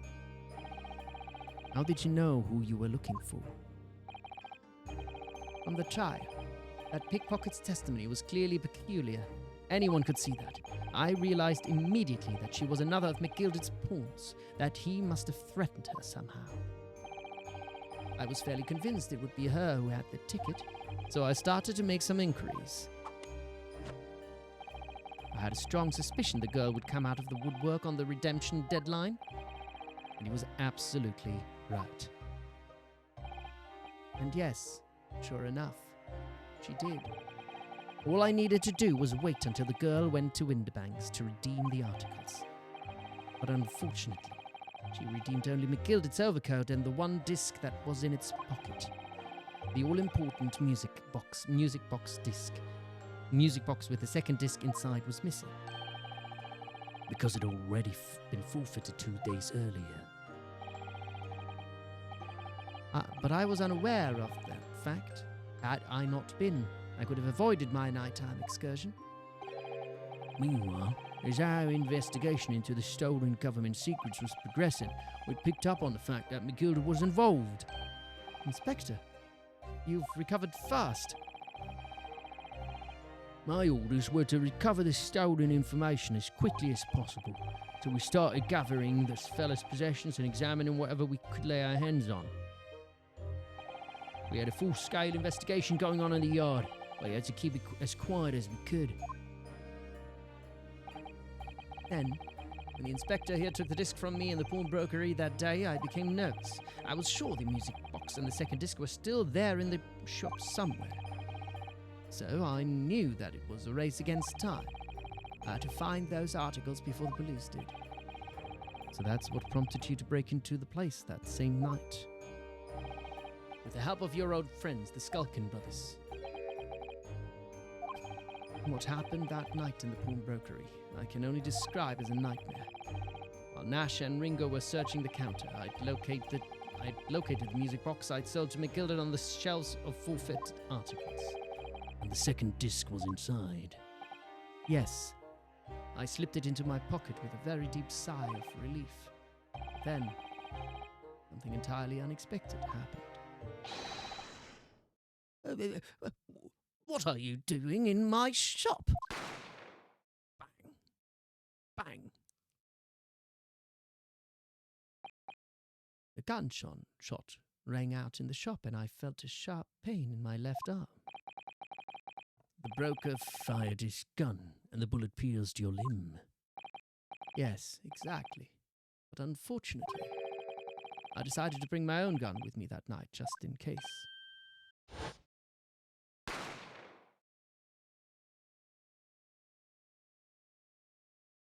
What are you doing in my swamp, donkey? Before I knew what was happening, I'd fired back. The man had already turned to flee. I hadn't intended to fire in his direction, much less kill him. But unfortunately for both of us, the bullet hit home. It struck him in the middle of his back as he fled through the storeroom door for refuge. A sorry tale. It all took place in the blink of an eye. I don't imagine Nash and Ringo even realized what had happened at first. I was terrified, so I fled. And that's the whole story. That's everything that happened at Winterbanks on that wretched night. Hmm.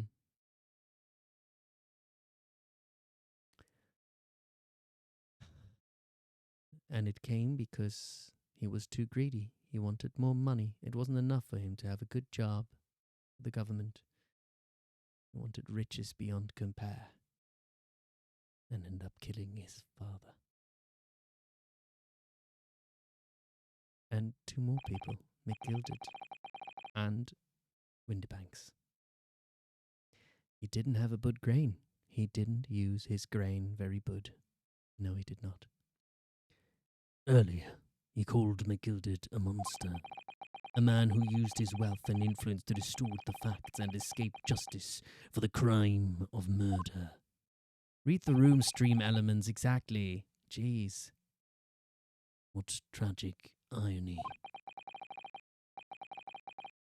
But what you have done is exactly the same.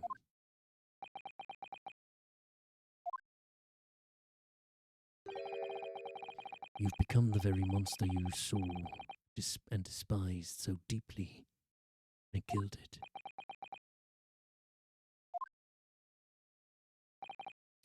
Well, one of the first true things Barack has said so far, eh? Yes, I think I have.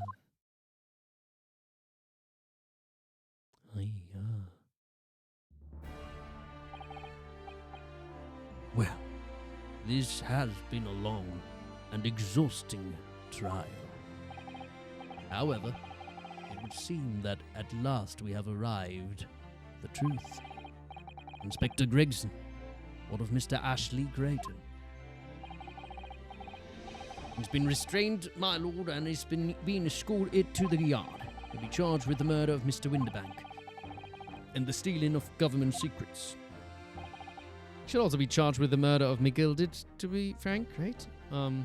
Very good. And you, Inspector, regrettably, you will have to face charges yourself.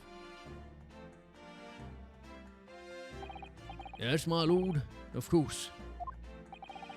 It transpires that you were complicit in helping a criminal escape justice. That fact remains whether or not you were doing so in the line of duty. The crime is a serious one, Inspector, and inexcusable. Now to the defendant, Miss Gina Lestrade. Yeah. It is time for the final adjudication. Is the jury ready, Mr. Foreman? Yes, sir. Garried up squadron standing by, sir. This is really it now. The last push, the final call, the finishing whistle. My men are ready to deliver their verdicts. Thank you, Mr. Foreman. Very well, ladies and gentlemen of the jury. We will now declare your final decisions to the court. Not guilty. Not guilty. Not guilty. Not guilty. Not guilty. Gina, Not guilty. we saved you. Remember, this case was about Gina. Defeated! We did it. That's it, stuff. I'm off the yoke. Finally, Runo, you finally managed to do it. Finally is the word. I really wasn't sure if we'd come out on top for a while there. Susie was right. You're the best lawyer in the world. Miss Lestrade, I am not finished with you yet. Eh? What? What are you looking at me like that for? Before you start enjoying your freedom, there are certain other crimes to consider, Eh? 2 months ago, in my courtroom no less, you gave false testimony, did you not? And in relation to the trial today, not only did you unlawfully enter Windibank's pawnbrokery, you also attempted to abscond with Mr. McGilden's property, it seems. Eh? I never done nothing of his sort. Of course not. It's not like you were gleefully wearing McGilded's coat in your cell yesterday or anything. Oh, and just when I was getting excited about throwing a party for Ginny this evening. And turning your attention to the defense, our attention even, determining that, when played together, the music box disc contained a message in Morse code was, well, it was certainly a most unexpected revelation, counsel. Yeah, we beat you, Vinzeeks. Quite so, my lord. Prosecution was caught entirely off guard. In fact, I think we should applaud my learned friend's courage here today. I propose a toast Oh, wow. You're actually drinking to me now? to demanding that government secrets be I accidentally pressed the button. to demanding that government secrets be disseminated before the entire courtroom. Very sorry about that. It was the only way that I could get Inspector Gregson to admit what he'd done, so... If I may, is that Gregson? Say something on that point? Isn't that... Who's saying that? Ah, it's her. It's, about the sounds produced by the music box before. I do wonder if that was really Morse code at all. What are you saying, madam? Oh, well, it's just that I'm really rather fanatical when it comes to Morse code, you see? So much so that the whole world seems to be covered in dots and dashes to me, in fact. Goodness, madam, an unhealthy level of obsession one feels. But I must say that, in my opinion, the sounds produced by those two discs were nothing more than that. A meaningless series of... Serious? I think they misspelled serious here a little bit, didn't they? of two different tones. What? Can that really be? It wasn't Morse code after all? My lord, the defense would like to listen to the music box again. Oh, you off your nut. How many times do I have to tell you those discs contain ministerial secret, sunshine? This courtroom is not an appropriate forum to discuss the nature of the government communications. We know McGilded conspired to trade national secrets with our enemies, secrets acquired from Mr. Greeton. Now that the man has admitted to his crimes, we have no need to pursue the matter further. But it's really... Oh, damn it, I pressed it away. It's really going to bother me. Oh, but it's really going to bother me. Miss Lestrade, Yeah, my lord. Aye. that which you have seen today here in this courtroom has been extremely disturbing. Falsified evidence, intimidation, perjury, a grim catalogue of depravity. What about... yeah. An appalling evidence to befall any child. Come on, it ain't nothing I don't see most days in the black slums. I beg your pardon? If you're weak, you pay for it. That's just how life goes. Gina.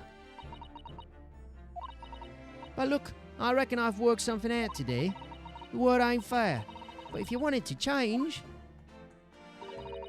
you've got to start at home. You've got to change how you are yourself. It's very true.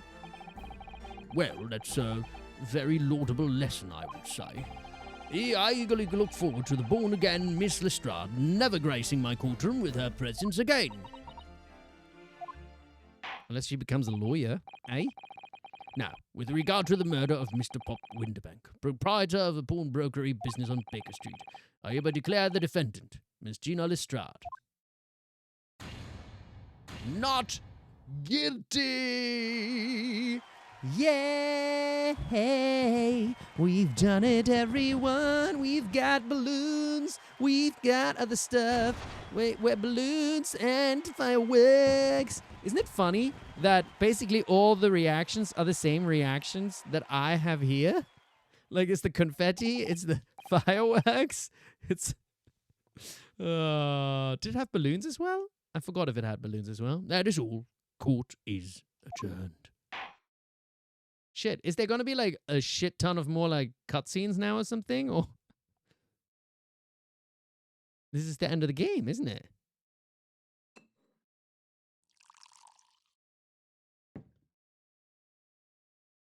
Is he going to throw it? Is he going to slam his leg? On a personal note, I must say you've surprised me, my Far Eastern friend. Oh. Is he going to ask me out on a date now or something? Despite being a Nipponese, Oh, no, he's going to be racist again. you saw through that. Not that I would have said yes, just, FYI. I can do better than racist Van Zeeks. You saw through that the pretense to the malice that festered within that Englishman. And at the same time, saw through the grime to the surprising heart of your English client. You have a curious talent for judging character, especially considering our very different cultures. Whatever I say, Mark. Yes, I do say so. Thank you very much. Thanks for the follows, Cyber Dreamer. Thanks very much. Come join the fun at the very end of the game. I don't think there's anything curious about it. He may be a racist, but at least he's cute. I don't know. I prefer all my races to be ugly so that we can see on the outside what they have on the inside. But y'all are saying he has his redemption arc, so, you know, I look forward to that still. You've been catching up on YouTube. Thanks, Cyberdreamer. Appreciate that. One of my wonderful YouTube. Yeah, and if y'all for watching this on YouTube also, leave a comment and like below or something like that for the algorithm, right? Whether we are from the Empire of Great Britain or the Empire of Japan, we're all human beings. We're not so different on the inside. He doesn't get that, huh? You know, I took this case for one very simple reason. To lock swords with you once again here in the courtroom. Ooh, phrasing. You did? When I encountered you for the first time 2 months ago, it reminded me.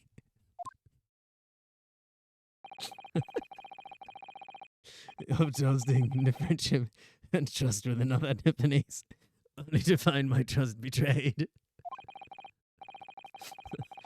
Through you. Hey, this is serious. This is the end of the game. We're being serious. I hope to look into the eyes of the man I once knew and try to understand. You mean, you mentioned something similar earlier today about total betrayal at the hands of the Japanese.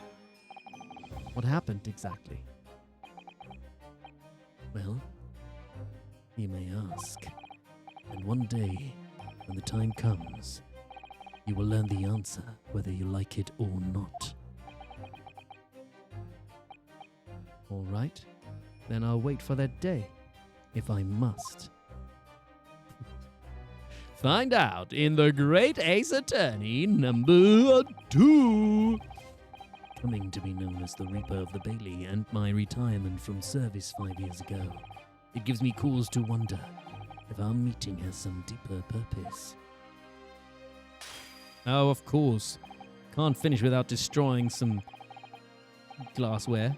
So farewell, my learned Japanese fella, until we meet again.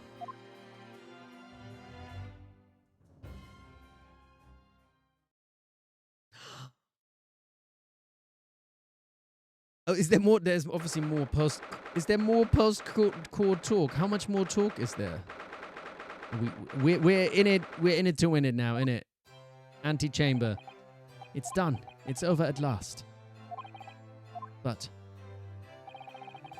there's so. Is there a lot?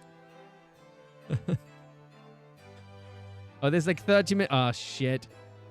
So maybe then we'll. I think we're gonna have to leave it here. It's been 4 hours, yes. But we've made it to the last game. And next time we've got like still we've got a whole nother game. Also, we've got all the escapades to go through and stuff like that. So it's gonna be a very like chill one next time, right? Like escapades, talking and stuff like that. I'm gonna put myself in that antechamber.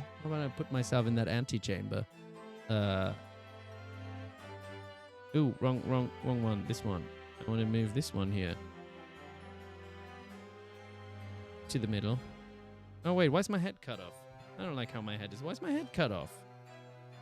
Let's uncut off our head. There we go. That's better. Wow. We made it through the last case. Isn't that impressive? I still have to say, I've said this before, but like, I mean, I started this, what, like in October? It's been like 4 or 5 months now or something like that. And it's become a whole different part of my life, hasn't it? So,